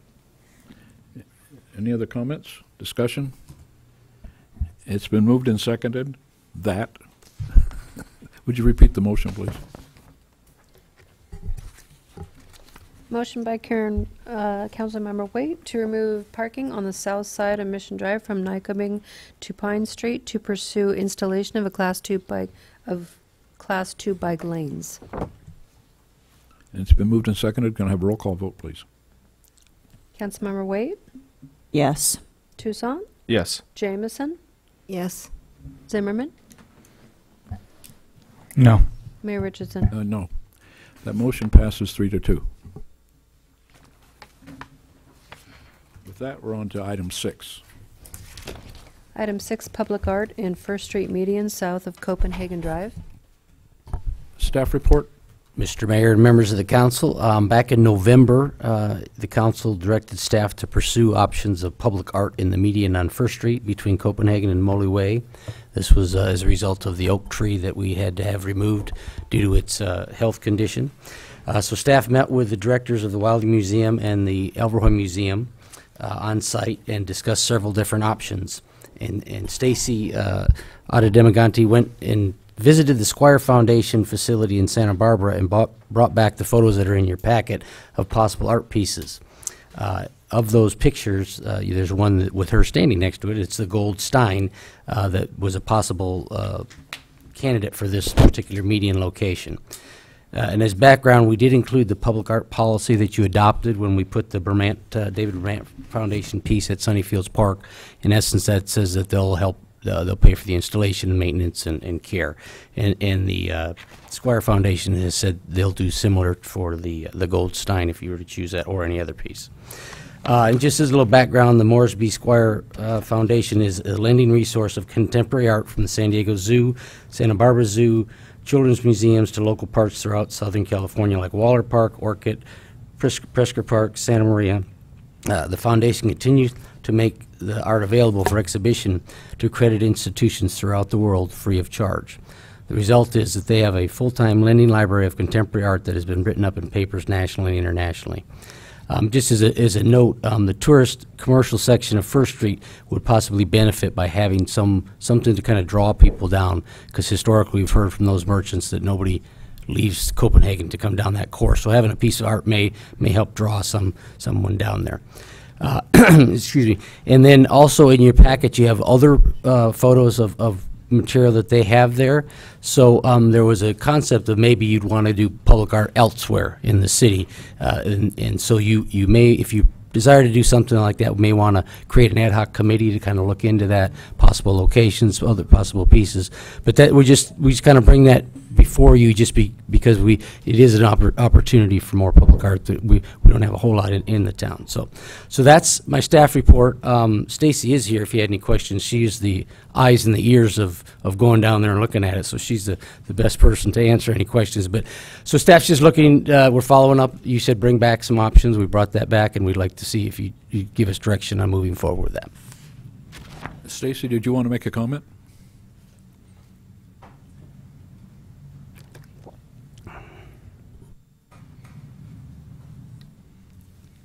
Hi, thanks for having me here, and I'm certainly happy to help out the city and looking at an alternative. I had recently myself found out about the Squire Foundation, so it was a fun visit down there to see how much art they actually have. The art is whimsical. It is made of different kinds of materials, but they have a great track record in working with other institutions, and I think would honor the upkeep and so forth if it were needed during the time that it was here, if you chose to go that route. The Stein was my suggestion as something that might be kind of appropriate for Solvang, but I think they'd be willing to loan any of it. I did check in with them today, and it sounded like all the pieces that I photographed, as far as she knew, were still available for long periods of time, potentially. And then I also kind of wondered if it would be interesting to broaden it as just kind of a talking point for the town for a certain amount of time to have more public art out there. And just could help draw visitors. Art usually does do that. So that's my input. I don't know if you have other questions. Any questions was for Stacy? I just remember when we all met there on that day. Yeah. And is the Stein, it's huge. It's big, it's bulky, it's a Stein. Yeah, so it's one big It's going to dwarf that oak tree. Yes, it will, until the oak tree grows a little bit. So that would be, Is there a limit to how many pieces of art we can have? I don't think from their point of view there is, unless there's competing interest in a particular piece. I mean, I kind of wondered, would the Wildling maybe have something on the sidewalk just outside us? Would the Elverhoy want anything? Theater Fest might be a cute venue for like the dancer. I had this vision of the flamenco dancer there. I have not talked to them in person about that, so not knowing how you all felt about it. And what's our responsibility? Not much. Do we have to have insurance? I don't believe that was... No, not for them. We have insurance. The city has general liability insurance, but yeah, they did not. In the conditions they gave me, there was nothing about requiring insurance. Well, I think we ought to put this little buck down at Hans Christian Andersen Park, and I think we ought to put the horse over in the Mission property there, so when the rancheros come in, they see it. I mean, I can put these everywhere. I love these. I think Stacy wanted the horse. Would you like to, want the horse? Would you like to be on the ad hoc committee? Well, I was kind of on the ad hoc committee. I would love to. I love the whimsy. I love the color. I think tourists would have a lot of fun with it. I think everyone would. They're bright. They're colorful. Some of them would definitely need some maintenance before they traveled up here. But I think that's just something we could work out with them, and that wouldn't be an issue on their end. So, yeah, I thought it could be kind of fun, and maybe it's a year-long thing, and the CVB and everybody gets behind it, and the chamber to just help one more thing to promote about our town. Sure. No, I think it's a great idea. Okay. Thank you, Stacy. Okay. And to answer your question, yes. Yes. We just need one other person to join that. Are there Yes. any comments? Karen said Yes, and I love this. I love the Stein. Oh, I love the sign. It's just so huge. Any other comments on the staff? Do we have to Staff act questions? on this? Yeah, we're looking for direction on. you haven't really opened it to the public, so I don't know if you No, want I haven't to opened it to the public yet. But I have no speaker slip. Does anybody in the public wish to comment on this particular item? Well, Mike. No, they didn't have a bicycle. Mike Hecker, I'm just a citizen, not San Ynez Valley Spoke, but hey, public art is awesome. Anything you guys can do to do public art, big steins, big cowboy boots, whatever, be beautiful. It would really add to Solvang. Even murals on like walls and stuff. Thank you. Tracy? Public art is a huge draw for cultural tourism, and you can have a path that links them together, and to be able to also show that we're very forward-thinking and that we're embracing arts and artists from current century, not just past centuries as well, is a great way to show that we're in our second century. So I'm all for it. Thank you. Is there anyone else wish to comment?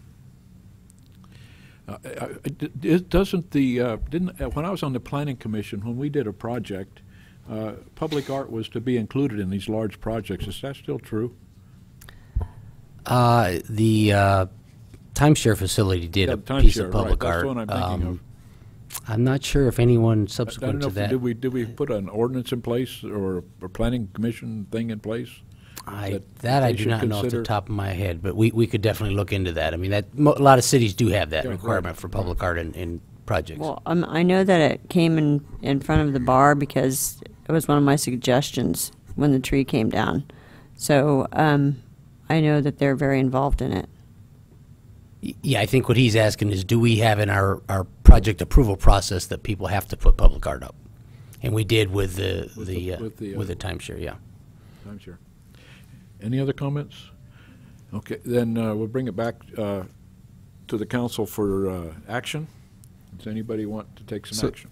So it looks like we're looking to establish an ad hoc committee to make recommendations, and then that would come back to the council? Well, you could choose to direct us to move forward with the Stein, and then really that was the second piece of this, is if you want to look at other areas and other pieces of art, you may want to establish an ad hoc committee. So, I think both Karen and Joni expressed interest in doing that. We'll discuss, provide direction. That's what we're supposed to do. Do we agree then that the Stein would be the object to put in that in front of that oak tree that's growing? I'd kind of like to get. I would like to get some dimensions on it. I mean, it looks huge. I want the Stein. I just don't know if I want it there. Okay. And we could do a visit there. Okay. Okay. Oh, that'd be fun. Well, then let's get the ad hoc committee together, Karen and Joan. And the other people that were on the committee too. Fred was on that yeah, committee. well, as an ad hoc, you can invite anyone you want. Okay. So you wouldn't want to create a committee with more than you two. So yeah, you two can invite anybody to attend. Okay. So I'll make the motion to approve the Stein and to create an ad hoc with Karen and Joni on it. Is there a second? I'll second that. Discussion? It's been moved and seconded. Will you call the roll, please? Councilmember Toussaint? Yes. Waite? Yes. Jamison? Yes. Zimmerman? Yes. Mayor Richardson? Yes. On to item number 7. Item 7, new special event, electric car show. Staff report. Good evening. Holly Owen, Planning Director, City of Solvang. Here tonight to present yet another new event, special event for the city. We've approved several recently. This is for an electric car show for October 8th, or actually it's September 8th from 9 a.m. to 3 p.m. This will be in parking lot 1. And James Reach of the Los Padres chapter of the Sierra Club is here tonight to answer any questions you may have. This event will be just during the day. There will be a number of electric vehicles on display for customers to become educated about electric vehicles and to sit in them and to ask questions of the vendors. There'll be a lot of information about electric cars. There'll be no live music or alcohol at the event. This is the second time this event has been here. It was here several years back. It is part of a larger Drive Electric Cars America initiative. That's a 10-day event around the country. So they wanted to pick Solvang as a location in which to exhibit these cars. This is the third new event, like I mentioned, to be added to the event calendar in the last several months. There's no particular fiscal impact with this. It's just members of the public as an educational and fun opportunity for them to evaluate what's new on this growing market. You have the application in your packet, so any questions you may have, I can do my best to answer. Your list of approved special events calendar can be cleaned up and resubmitted and sent to you. It was not as clear as it could be, so I will be redistributing that after the meeting, just so you have a larger calendar of what we've approved so far. We are indeed pretty full. We're running out of weekends in Solvang, and I guess what that shows our destination as an attractive place to be for a variety of events, from electric cars to grape stomping to Datsuns and Austin Healey's, lots of car shows. I'm here to answer any questions, and James is also. Any questions of staff? I have one, actually. The area that they're requesting is 2 different lanes in parking lot 1 of 15 spots each. And they were there before, I believe, the last time they were there, and I visited that display. But in looking at this on a Saturday, the access to the back area of that parking lot goes between the show, goes in the middle of the show. I expect to see pedestrian traffic back and forth between those 2 segments, and which would make it difficult for drivers to drive their car to other areas of that parking lot. So my question is, would it be possible to move their exhibit area over to the total south area of the parking lot, and taking the area up against the south curb as part of their area to display, and at the bottom it'll shorten the number of places by a few, I think maybe 4 or 5 spots, but it'll make access to the rest of the parking lot available for the public, particularly on a Saturday after Labor Day. So your concern is traffic circulation within the parking lot? That's correct. And then you think that it's constrained by the location there to the northwest, and you wanted to propose that it go down to the southeast? Slide that right-hand area append it to the bottom of the left-hand area. So that way the traffic flow could go all the way through that way without any. I see those 2 segments as pedestrians running back and forth. Mm. And in doing that, we're kind of creating a traffic problem with automobiles going to the rest of the lot. I believe that the intention was that we wanted to concentrate the areas. There will be some pop-up tents there and some information.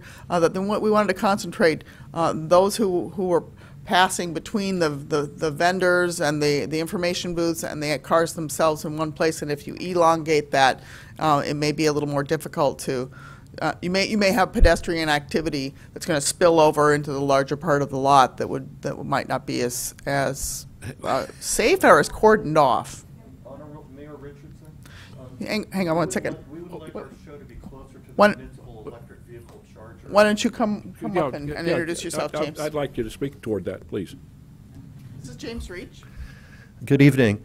If we leave it at the existing spot we are proposing, it's closer to your municipal electric vehicle chargers in that lot, and it's kind of a better demonstration to the public to see the municipal electric vehicle chargers, and we can show them how they charge, how you can charge, because the whole idea is to be an educational experience for people to learn about electric cars. The goal is voluntary, to try to convince people about I believe you as a city council believe that lowering air pollution and lowering reliance on foreign oil is important as a policy, and the whole idea is, as I said, we're not making money at this, we're only volunteering, and the whole goal is to just educate the public about these cars. We did this in 2016. Mayor Richardson did come that time, and we had a huge number of people who came who were just in Solvang for a variety of reasons, and they learned about the cars, and they were from all over the world, because this is Solvang, where there's people who want to learn about them. We have a very large number, for late July, we have a large number of cars already signed up to come, including 3rd District Supervisor Joan Hartman is going to be displaying her car. We have confirmation of that. She owns a Tesla, drives a Tesla. We also have a general idea that a Southern California electric car club called Tesla Owners of Los Angeles will be making this a destination event for one of their club activities. So they won't be displaying, but they'll be bringing a lot of people to the event who'll be in Solvang to be able to use the rest of the parts of Solvang. I'm in complete agreement with your project. I own an electric car, so I know what you're talking about.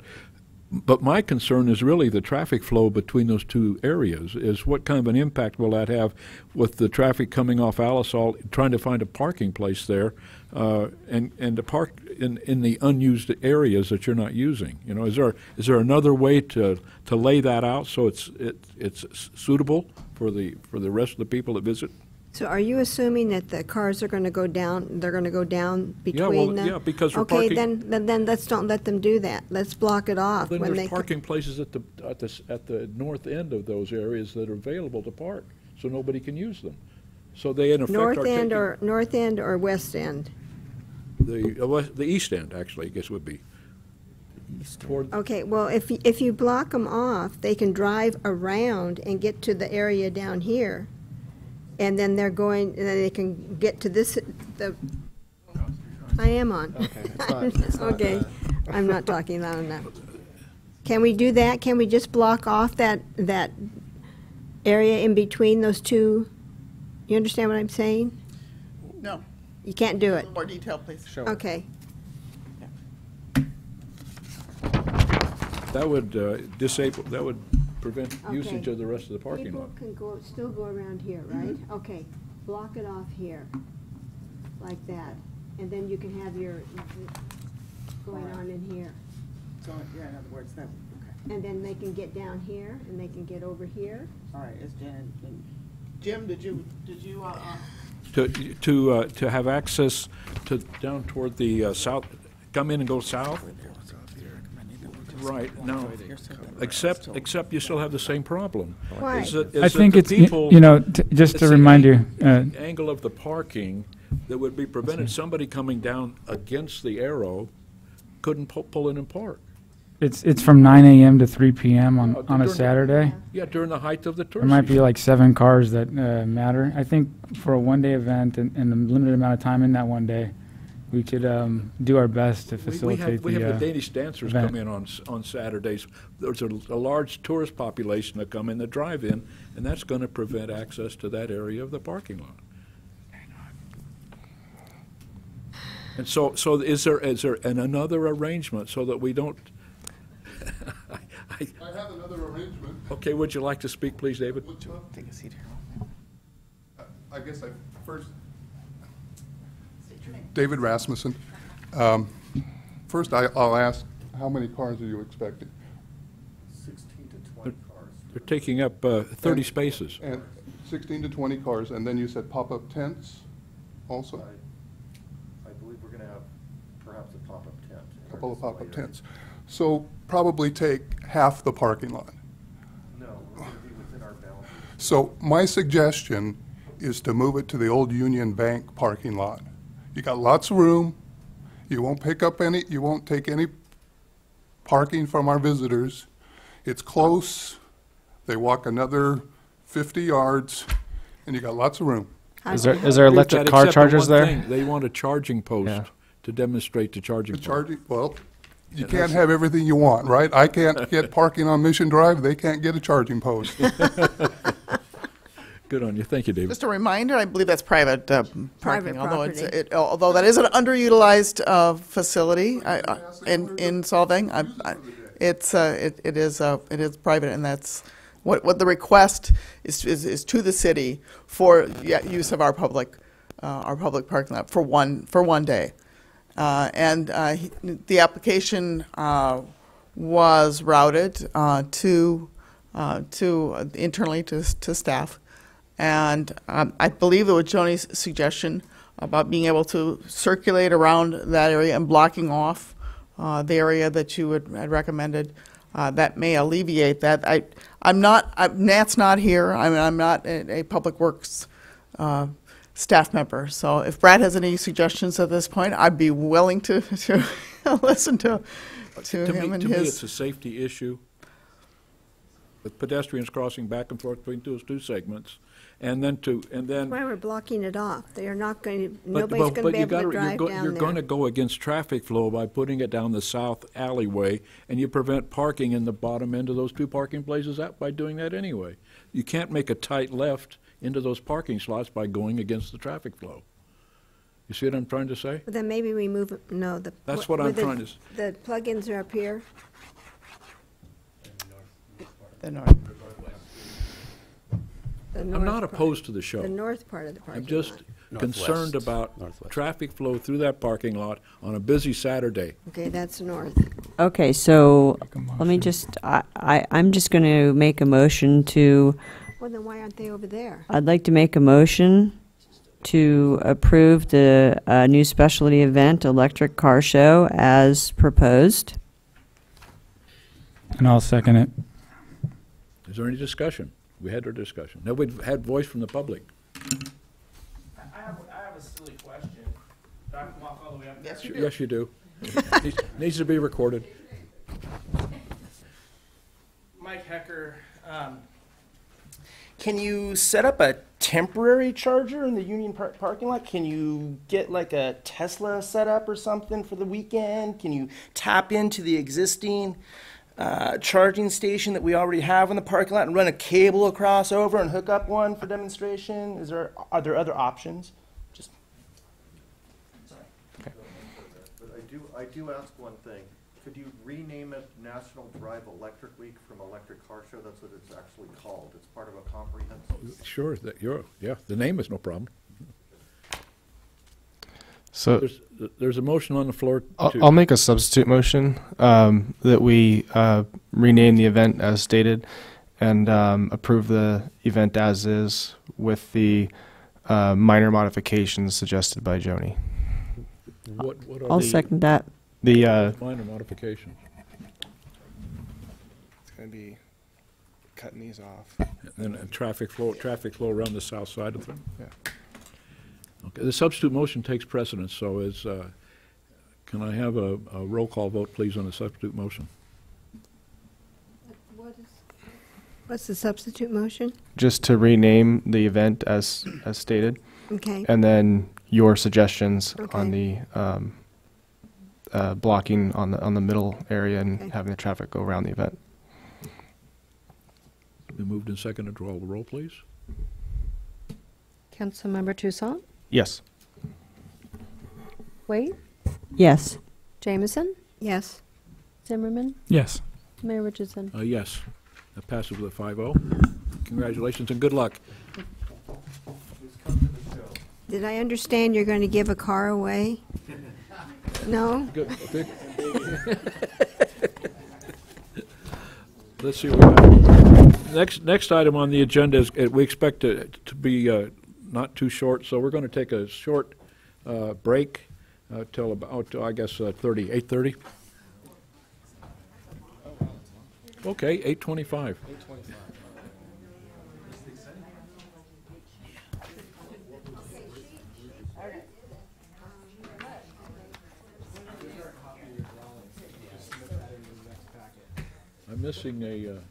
I'm missing a speaker slip at one.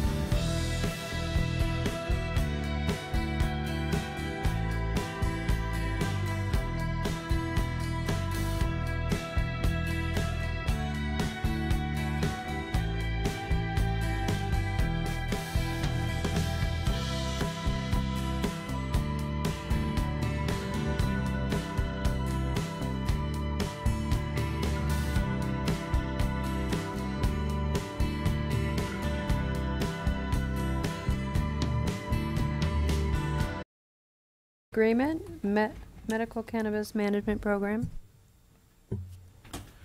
Staff report.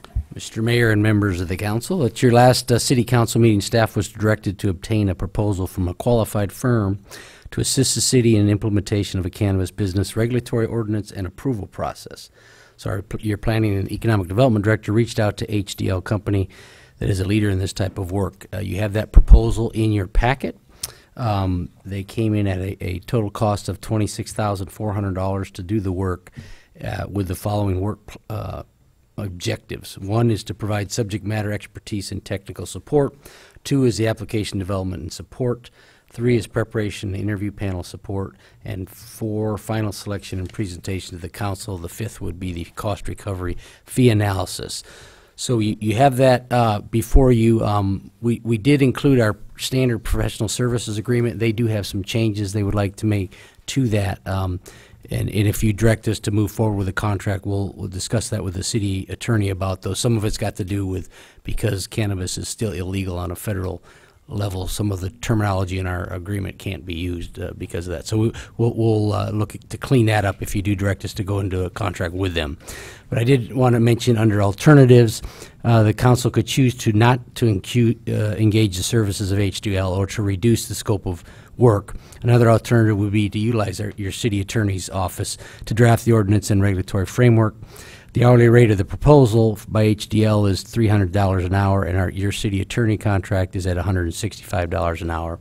I did get a proposal or estimate of hours if your city attorney did it, and it would be approximately $6,600 to do the work for that. So that's your staff report. Staff's looking for direction on if you'd like to enter into a contract with HDL. Questions of staff report? Yeah. Yes. So you're suggesting that our city attorney can do the work that HDL would be doing? Yes. It'd be essentially the bulk of their work is creating your regulatory framework, which is what we pay our attorney to do, those types of things also. So there's a lot of information out there now from various cities, listservs or through the League of California Cities, so quite a bit of it is available. The one piece that you may want to retain HDL for would be the cost recovery fee, because that's their expertise, is the cost part of the fee that you may establish for businesses. Okay, I understand. Thank you. Any other questions of staff? One quick question. I think just to clarify, it was expressed at a prior meeting by our attorneys that they might have a little bit of a workload or vacation time right now. Just got back from vacation, no issues. So no problem with us putting this on your plate? No, in fact, Roy and I talked about it, and we've both been getting up to speed for this since Prop 64 passed. We've been asked in at least 2 of the other agencies that we work with various questions about setting this type of thing up with varying approaches. Some of the clients that we're representing are not interested in having any type of business at all, and some are actually looking towards not only medicinal storefronts but recreational storefronts. So it kind of spreads the gamut, but between Roy and me, we will have an opportunity well within that estimate of 6,600 to put together a comprehensive regulatory structure. One of the other things that needs to be done is, as part of the regulatory structure, you have to take a look at the operation of the business itself. It's not just how you're going to vet the various applications that come in. So there's a substantial amount of information out there, not only from California through the League of California Cities, but other states as well.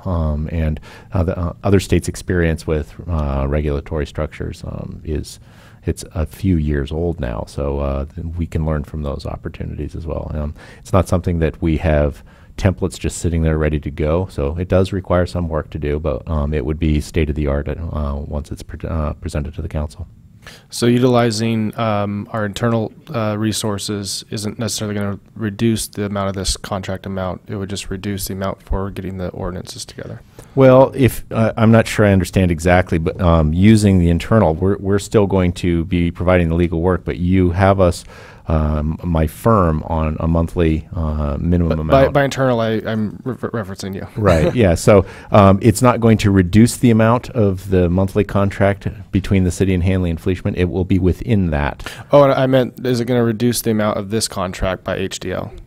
Well, it could replace it entirely, I think, is the issue, with the exception of the possible cost recovery. The cost recovery structure is something that we can put into the regulatory structure as well. It's just something that HDL, because of the nature of the services that they provide, they're more skilled in actually doing the cost recovery. In other words, recovering the money as part of the process. But that's something that would be built into the regulatory structure, is that if someone comes in, for example, wants to establish a business, we require a background check of some description or fingerprinting as part of the regulatory structure. We would recover the cost, or we would require them to front the cost for that type of thing as part of the business application. Got it. Any other questions of staff? I don't know if this is a question of staff, but it's just a statement. We don't even know how many, if any, of these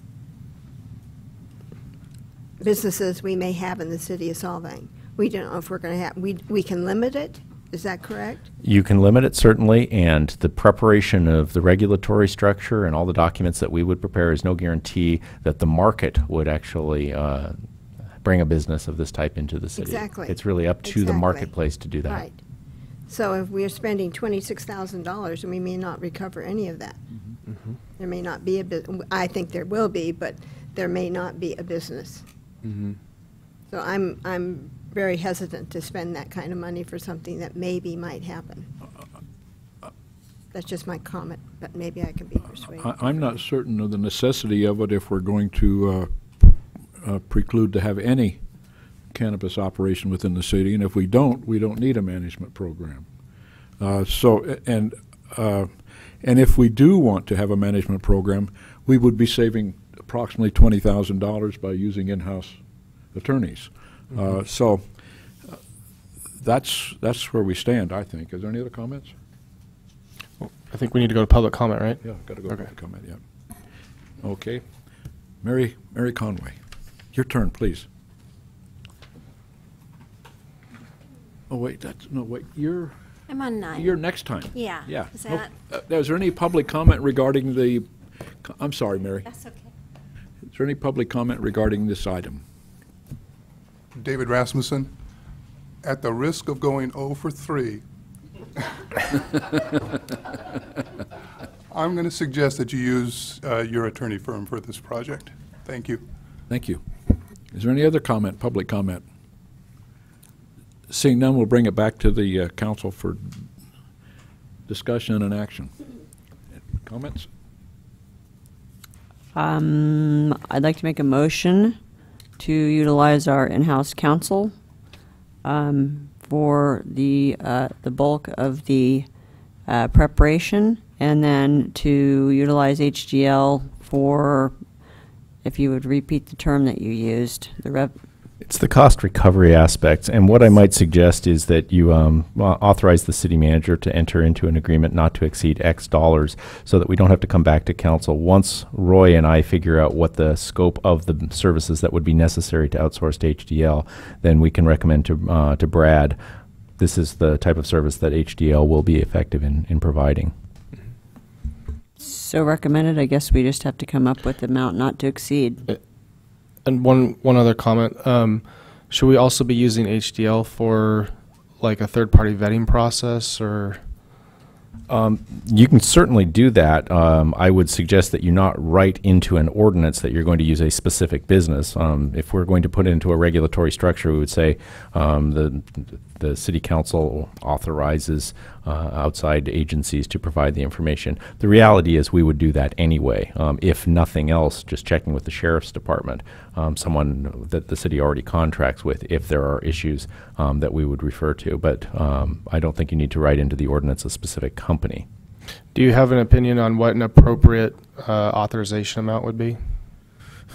I'd say at a maximum 5,000. I don't think it's going to be any more than that. Their cost for Objective 5, which is the cost recovery, was 10 hours or $3,000. But I think they also have 3 trips here at $1,000 a piece. So I think 5 would be a reasonable amount if all you're going to do is have them do the cost recovery. Okay.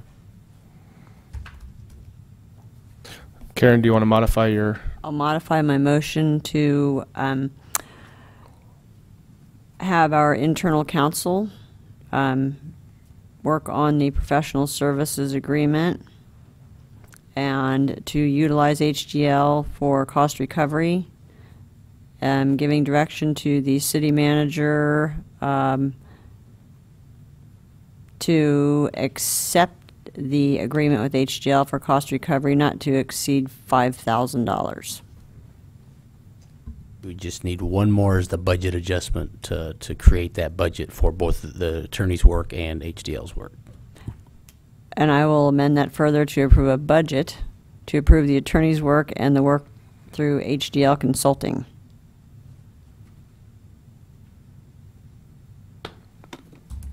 Is there a second? I'll second that.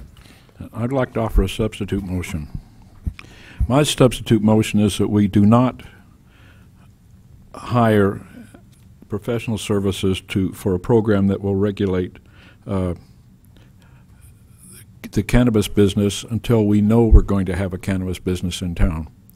It seems to me that we're putting the cart before the horse. We have a second reading on the ordinance following this particular agenda item, and I think that that if we don't have any cannabis businesses in town, we don't need to regulate them. We can not permit any cannabis business, so therefore the need for regulation won't be there. So my motion is that we do not go after a professional services agreement for a cannabis management program. And I'm looking for a second.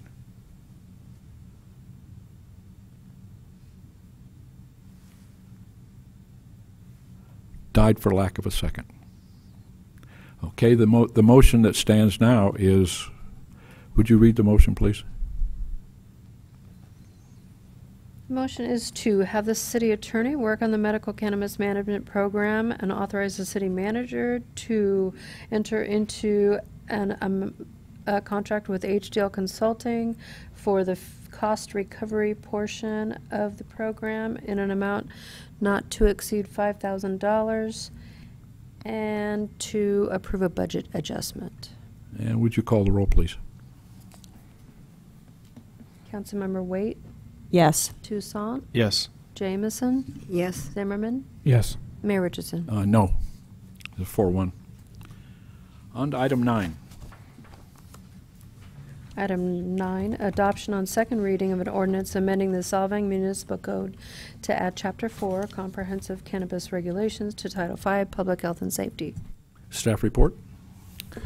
Thank you, Mr. Mayor, members of the council. As you may recall, the ordinance was presented to you a number of months ago, and the second reading came back and was not approved at that time, pending some additional work being done on the issue of where the possible businesses would be located.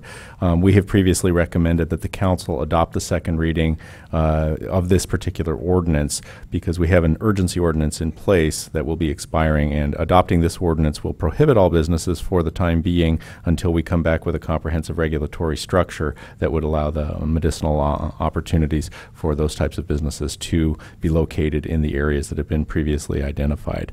The second reading of the ordinance obviously would require 30 days before it goes into effect, but it would give the city attorney's office an opportunity to get together the regulatory structure that's necessary to authorize the businesses. Those ordinances would come back to you at a subsequent date. I'll be happy to answer any questions. Questions of the staff? Certainly there's got to be some questions. If we modify this this ordinance, if we modify the ordinance tonight, this would account as a first reading rather than a second reading if it's modified. Is that correct? It depends on the scope of the modifications. If they're typographical, no, you could go ahead with the second reading tonight. If they're substantive, yes, it would require a new first reading. Okay. Any other questions, staff? With that, we'll go to the public. Mary Conway, your turn.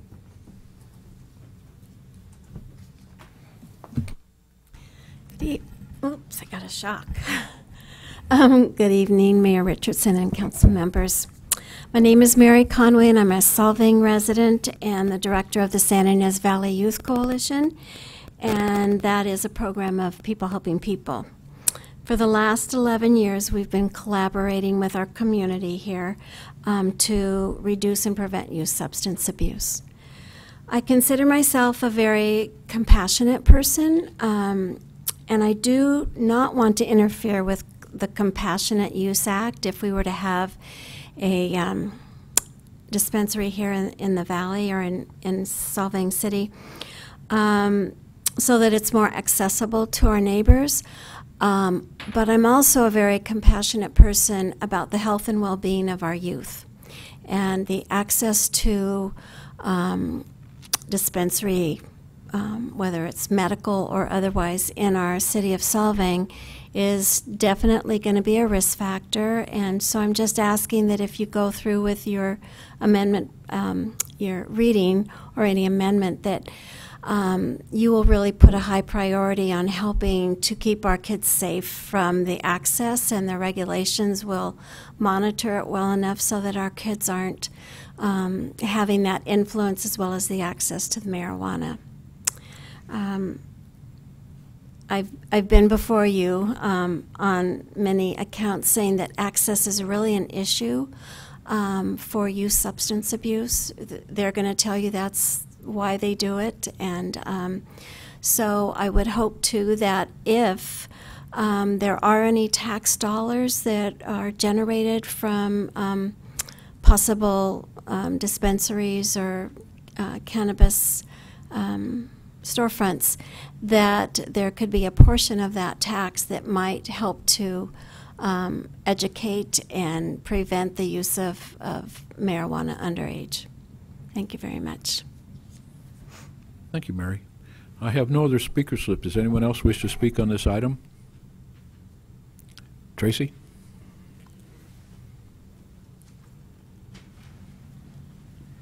Tracy Farhad. I am not a resident of Solvang, but I am here as just a community person who has several friends who live here in the Valley who are in chronic pain, and they range in age from 45 to 75 to 85.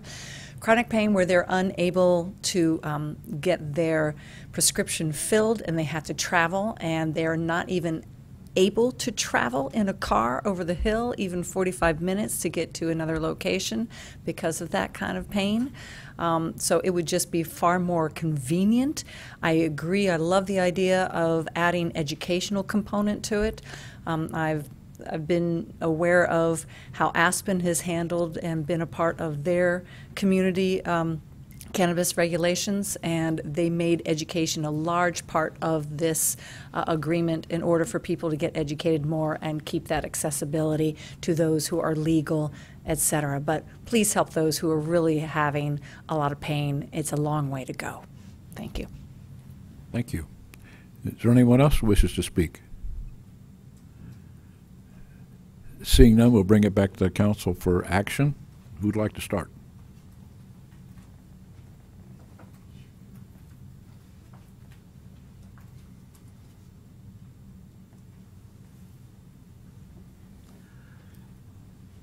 I'll start.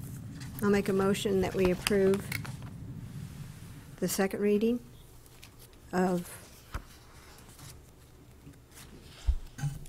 is it a resolution?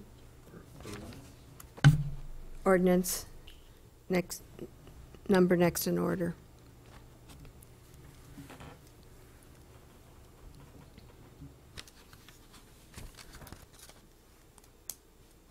Is there a second for the motion?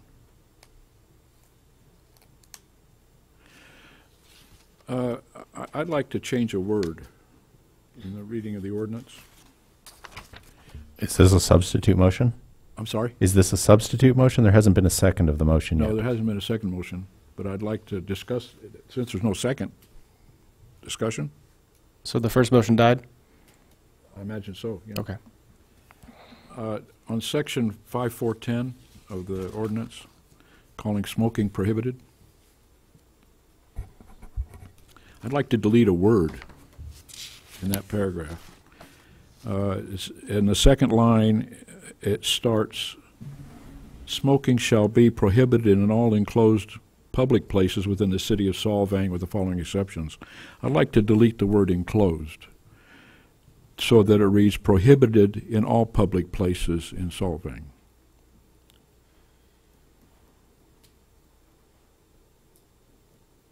Is that substantive? Is that a substantive? That would change? require a new first reading. That's substantive because that greatly expands the scope of the prohibition to be the entire city. That's what I was afraid of. Quick question: how long is it going to take for you and Roy to come up with a draft ordinance around the first time? I'd like to have something back to you late September. It may be faster than that. It just depends on how quickly Roy and I can get on it. We've been compiling the information in anticipation, just informally. There are also resources from the league that we've been putting into a reading file. So when we get the direction from you to get out of the starting gate, we will bring it back as quickly as we can. Okay. We just wanted to allow you to have an option with this second reading so that you didn't have a business that came in and said, I want to establish, I have my state license now, and we have no regulatory structure in place. We just wanted to buy that type of time, but it would be very quick. We're not talking a 6-month lag time on this at all. We understand the council's direction, at least thus far, because of the locations that have been discussed, that the council is interested in having this regulatory structure. So we would be bringing it together as quickly as we can. So the emergency ordinance expires when, September 21st or? Somewhere around that week, yeah.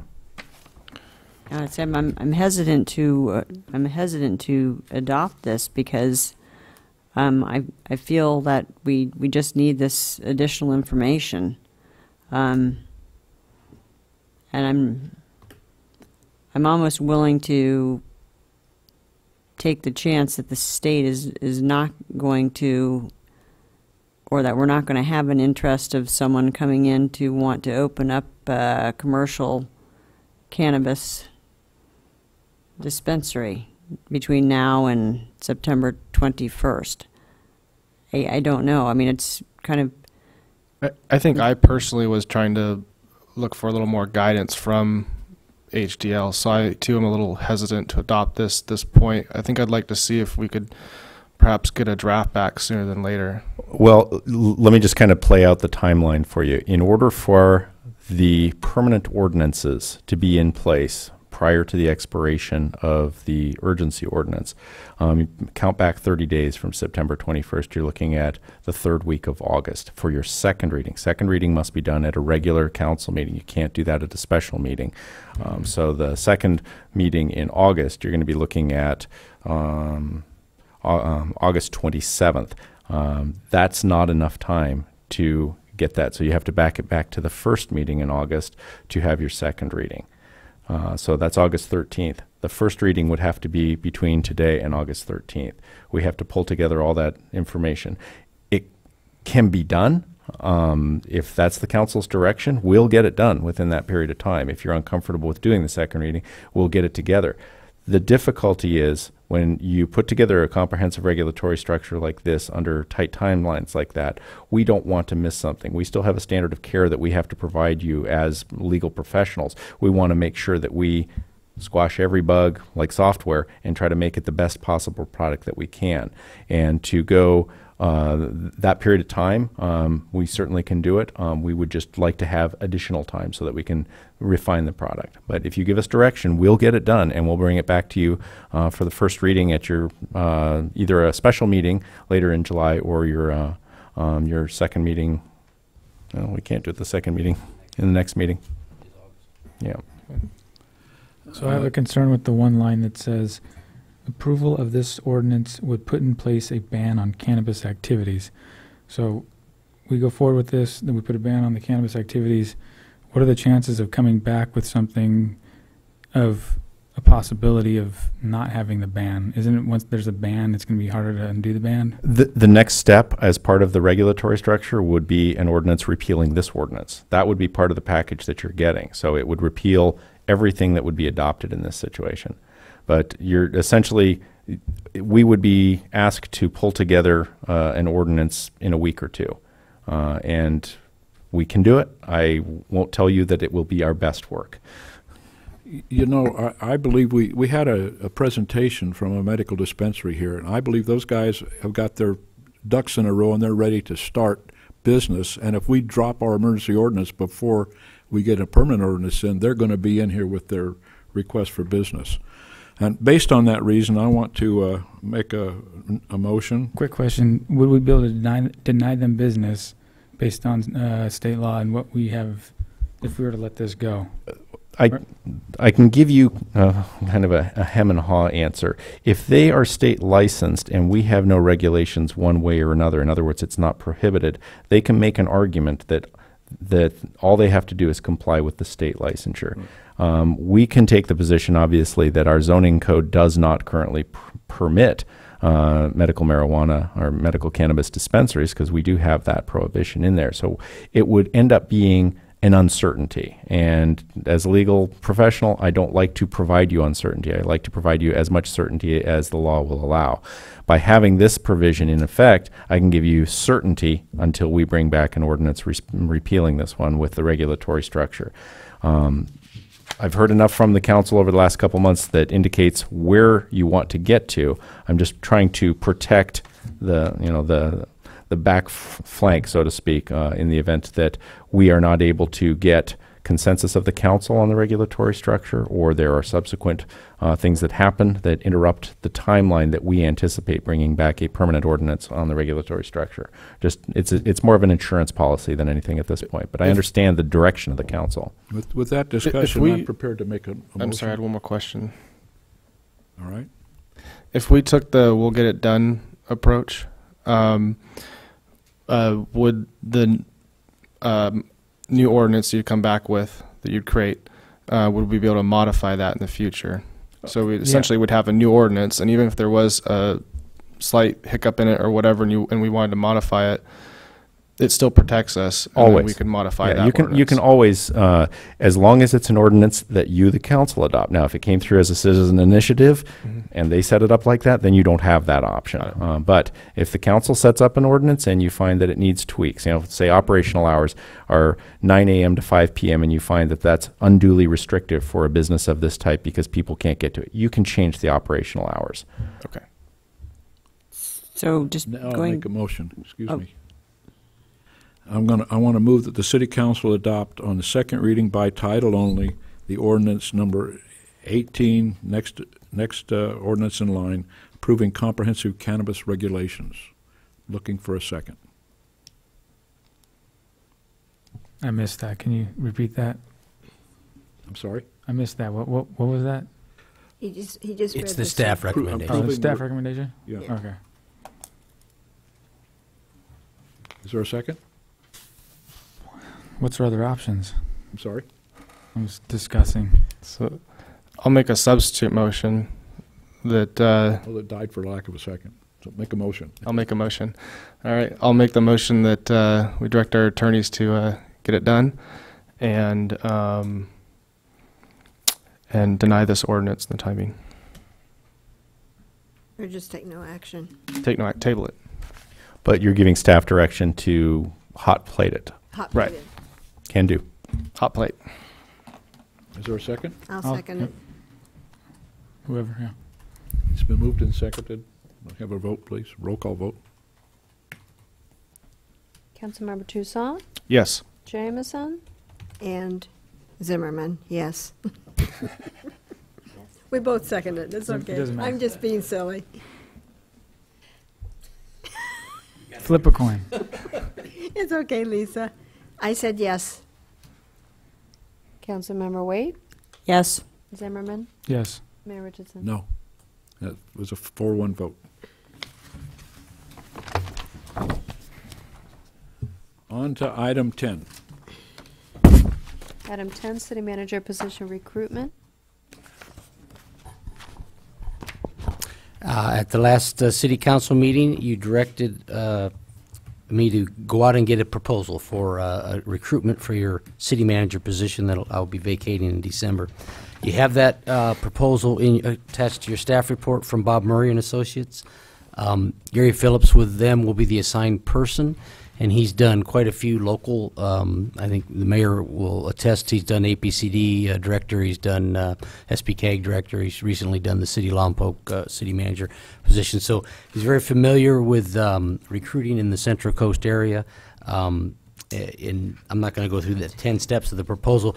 There are a little bit of options to what you may choose, and that would be how much community involvement or staff involvement you'd want in the initial process of and selection of your next city manager. So staff's looking for direction if you would like us to pursue this agreement with Bob Murray and Associates. Questions to staff report?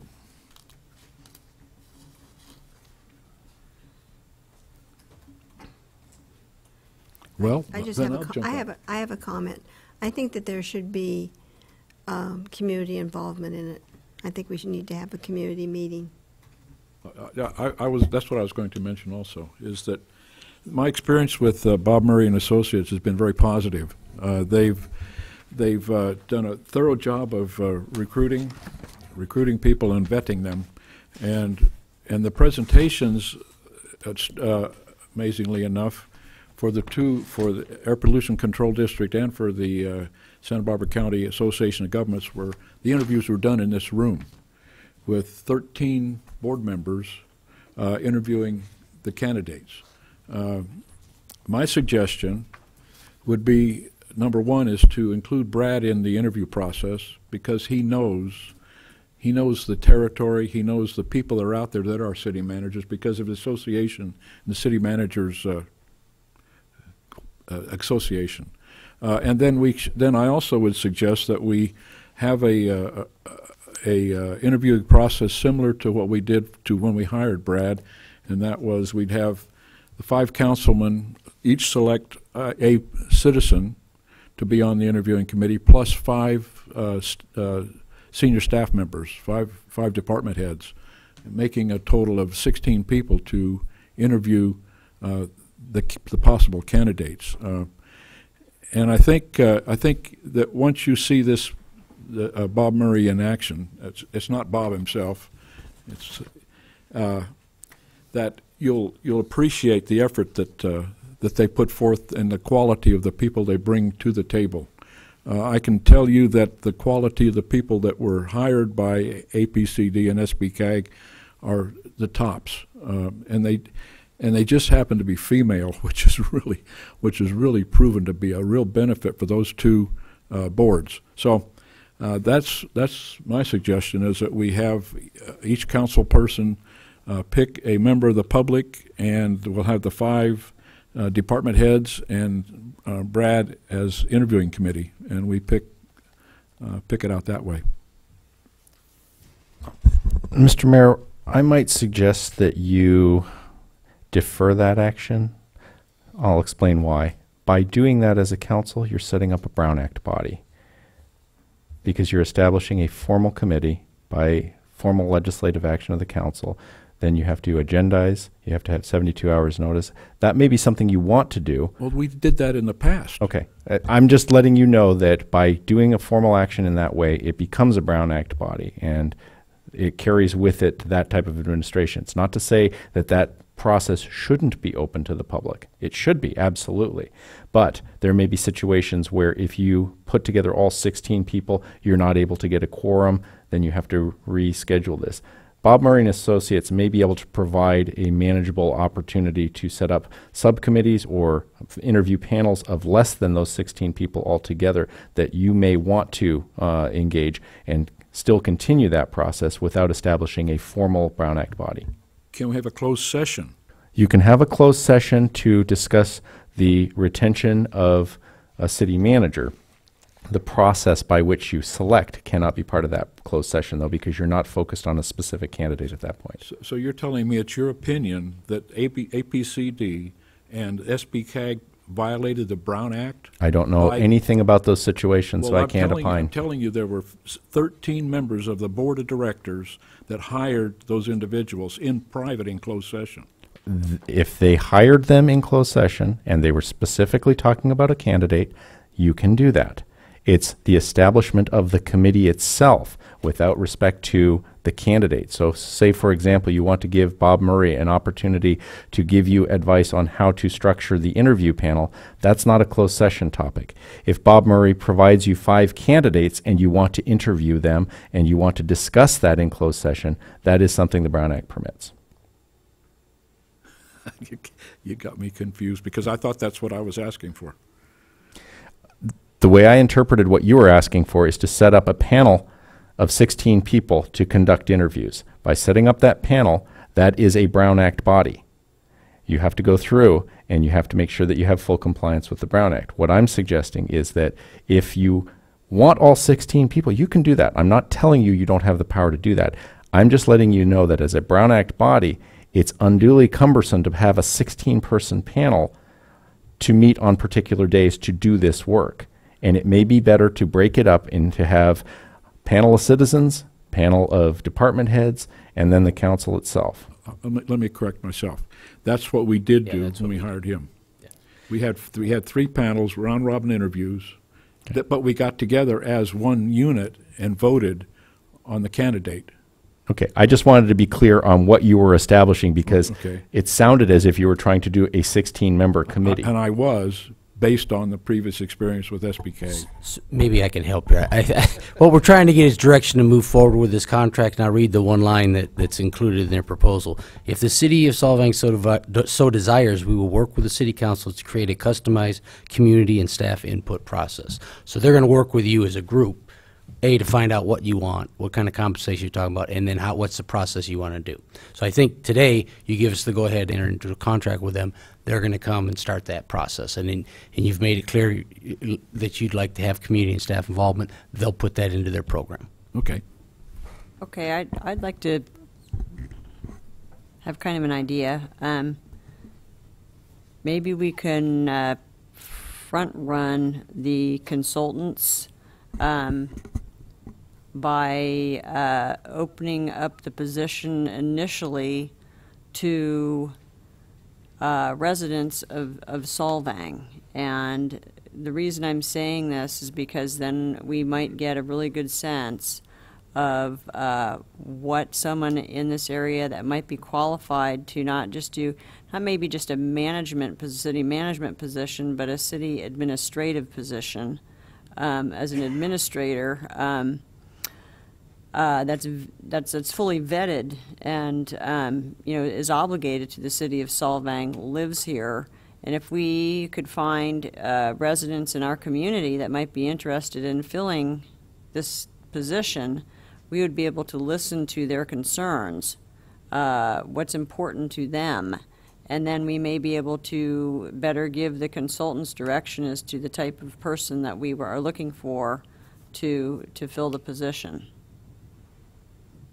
I think it's very important to have someone from this community to fill this position that lives here and is involved in the day-to-day activities and the businesses and has to share in paying tax and revenues. I think that's important.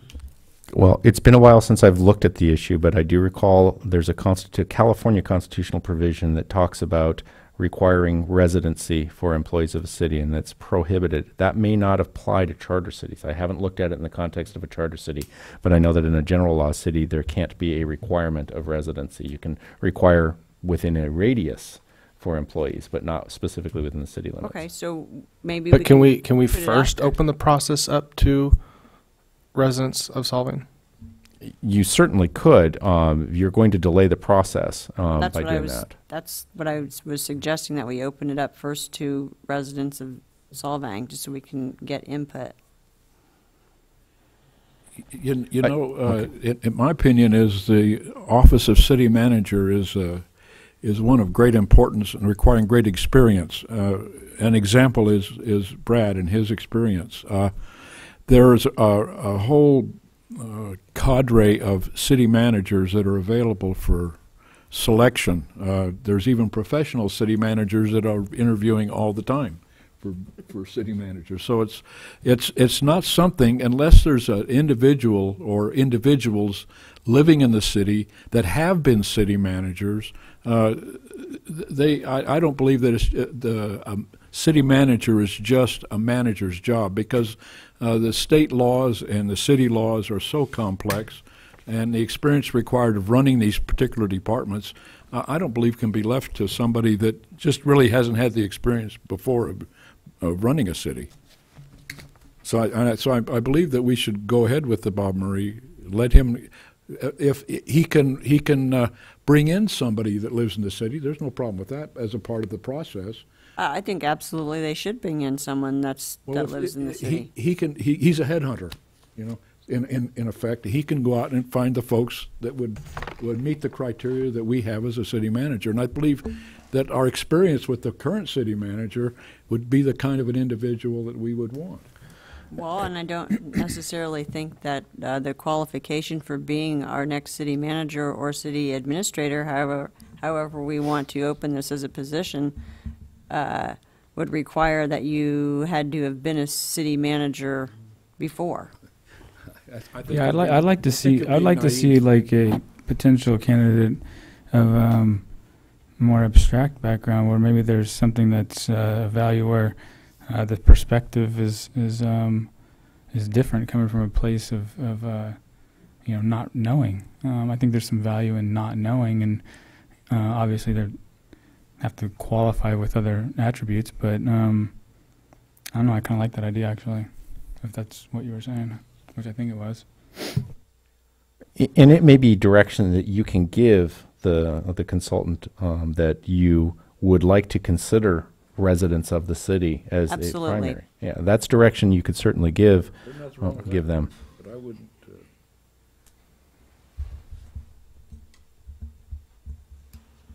So, do we want to give direction to the city manager to go ahead and contract with Bob Murray and Associates? This question.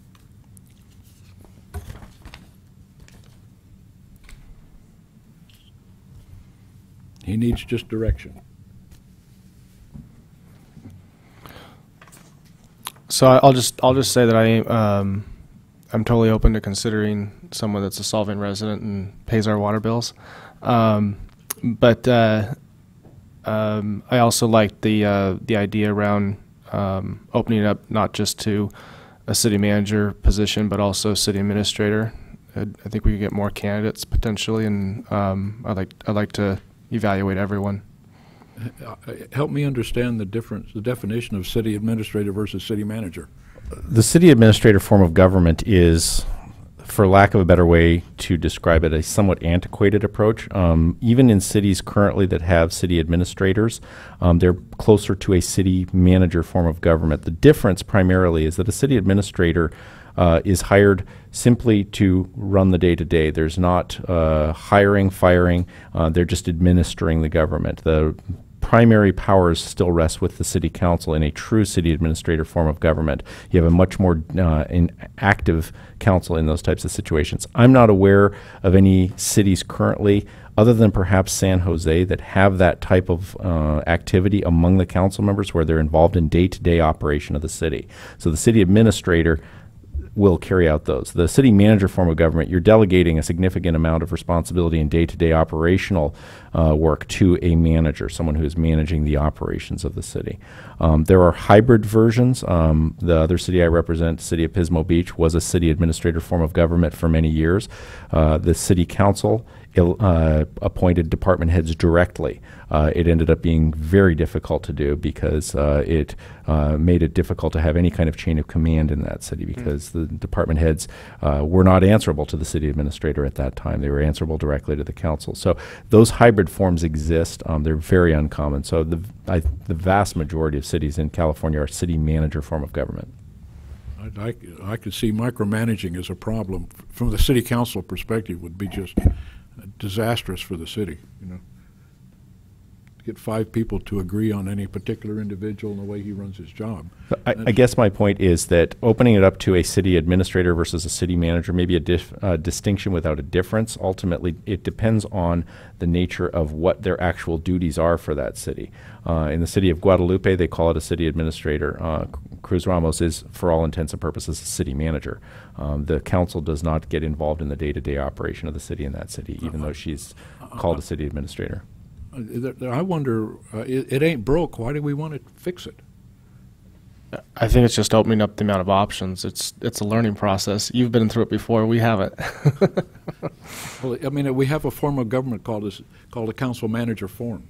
Mm-hmm. You know? And I don't know if that's code or that's just the way we do it, or is that an ordinance? What? Yeah, I believe it's in the municipal code. You wouldn't be changing that as part of it. My understanding is the concern was if you're opening up as a city manager recruitment, you're excluding city administrators.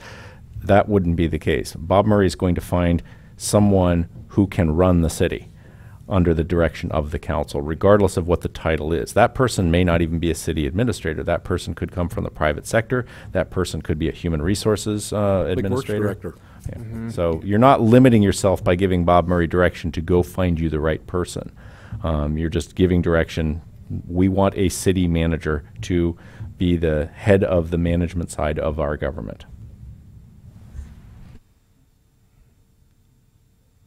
So pick your poison. Do we want to let Brad go ahead with contracting with Bob Murray Associates and use their expertise to help us pick a replacement for him? And that doesn't include the 16-person committee deal. That's different. No, you develop that in the process with him when he meets with the city council. And one of the things it says right here, help define what you're looking for, the wish list for the ideal candidate, personality, management style, knowledge, skills, abilities. It doesn't say, I'll go find you a city manager. It says, I'll find you what you tell me what the kind of person you're looking for.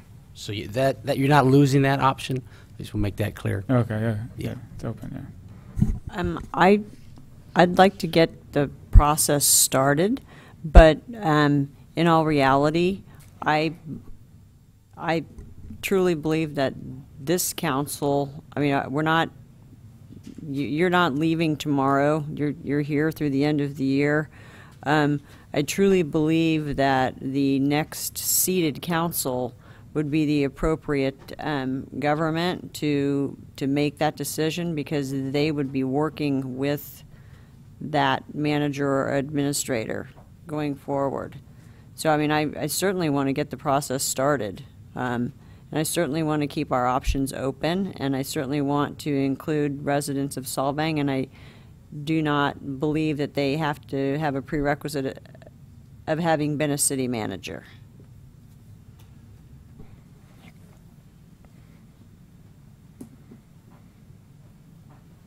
I don't want you finding me an auto mechanic. What if they're really good at running city government, Jim? They have to have experience of doing it, I would agree, yeah. So. I just have a comment. There's a possibility that there's only going to be one person sitting up here that is here now, and that's Ryan. All of us could be gone. That being said, that's a lot of responsibility to put on people who've never sat up here before to choose their leader.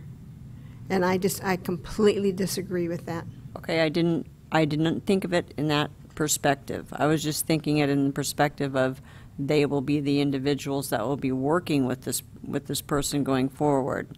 Should it be an entirely new council up here other than one? That's where that came from. Okay. I just disagree with leaving it open like that. We haven't answered the question yet. Shall we tell him no, or shall we tell him yes? Maybe we should consider with some of the comments tonight to just come back at the next meeting with this, with maybe a draft from staff, with direction for the consulting firm, the recruiting firm. Not sure what direction, What is I that? don't. Well, I think what guess we're I'm not following that. looking for is to, I guess, just give guidance that we want to definitely open this up to Solvang residents as well, right? Oh, well, that's okay. That guy- Yeah, that guy that's can- fine. Okay. That's not a problem. Murray can do that. You know. I think that's as simple as approving going forward with Bob Murray, telling Brad, hey, let Bob Murray know the council is interested in looking for a candidate who is a resident of Solvang as one of the aspects of the recruitment process. Or is willing to become a resident of Solvang. I'm going to Sure. have a He's bunch of my willing to friends. So you can give that direction. And I'll say this, because of the number of recruitments, and this is not meant in any way as a negative towards anyone in this room, the number of times that any of us in this room has been through a city manager recruitment pales in comparison to the number of times Bob Murray's company has been through these recruitments. Exactly. So I think everyone in the room will learn from the process that Bob Murray's company brings to the table. But that doesn't mean that you can't provide that input that, yes, these are the things that we want, because that is appropriate for the council. The type of city manager that you want would not be appropriate for the city manager of many other cities in California. So that providing that input to Bob Murray is an integral part of the recruitment process. Let's stay also focused on the best candidate, not necessarily tied to one thing, whether it be resident or this or that or ex-manager of another city or whatever. Let's get the best guy in here. Or woman. He said candidate, right?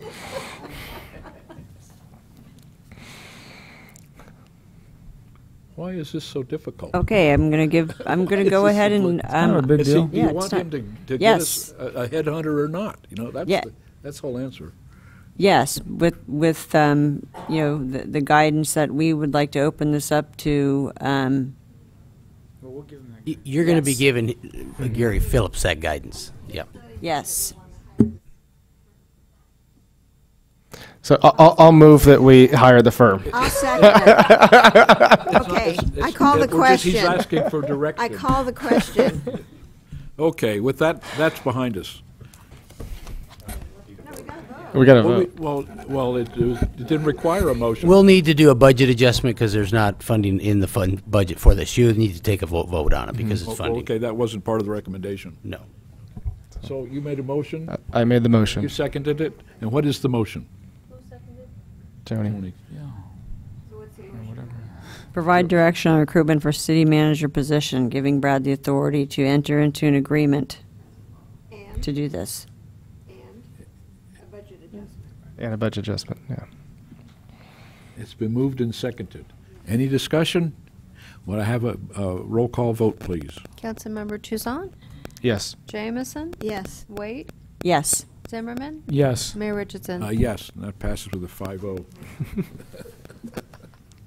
Damn, that was hard. God. They like you so much, Brad. Okay. No. Nope. Council, committee reports. Does anybody have any committee reports? I just want to say that the Library Ad Hoc Committee is kind of in a holding pattern at this point in time because there are no meetings going on. And we have received a request for information from Goleta Library, and Brad is working on that at this point in time. Yeah, I've given them what I could gather with limited cooperation from the city of Santa Barbara. Yeah. And so they're going to let me know if they need more stuff. Okay, So that's good. And the, what's our other committee? Well, the CSD. Yes, the Community Services District canceled their meeting, so we don't have a meeting. But there's another one. That's the third one. Oh, Lordy.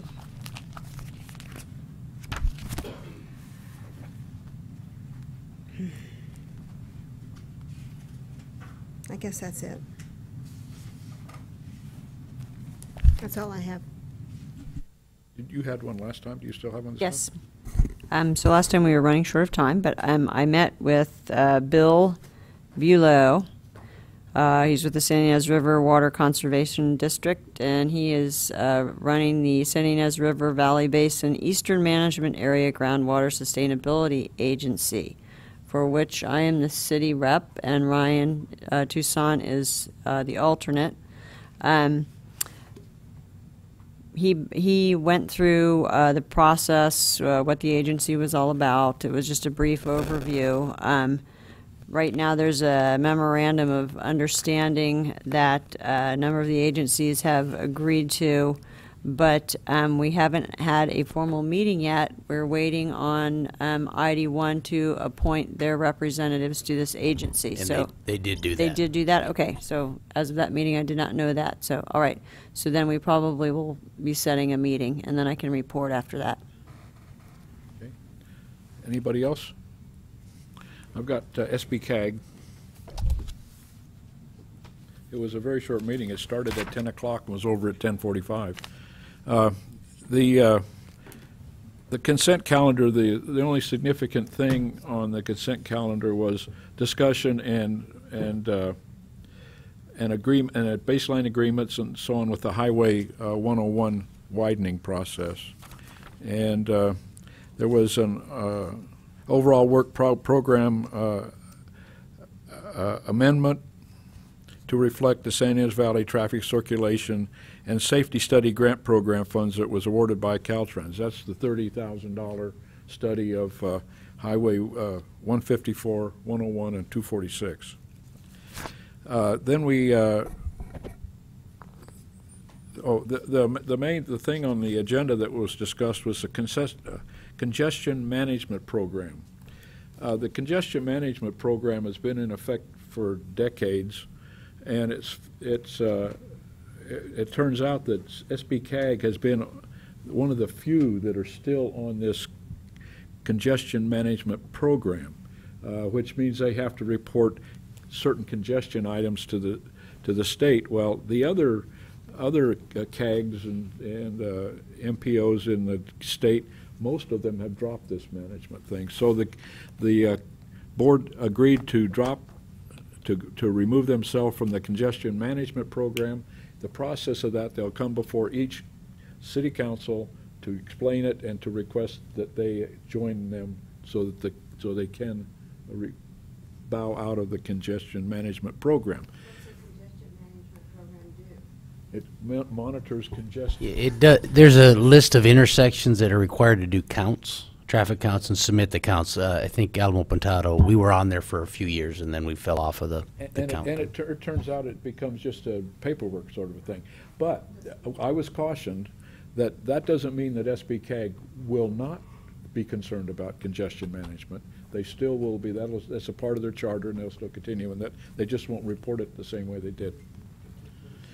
Then we got an update on Senate Bill 1 and the funding that is available and how the 101 widening is progressing. And then came the 1-minute reports, and I of course talked about Danish Days because they aren't going to have a meeting in August, and the September meeting will be after Danish Days, so I had to sell that. But other than that, the Caltrans director was there and discussed the bridge repairs on the Highway 192 through Montecito, the progress they're making. It's slow and difficult because of utility connections and utility hookups across those bridges, and they have to coordinate turnoffs and those sorts of things before they can continue with it. So it's going to take a while to get it finished. And that is the end of my report. If there is no other discussions, then we stand adjourned.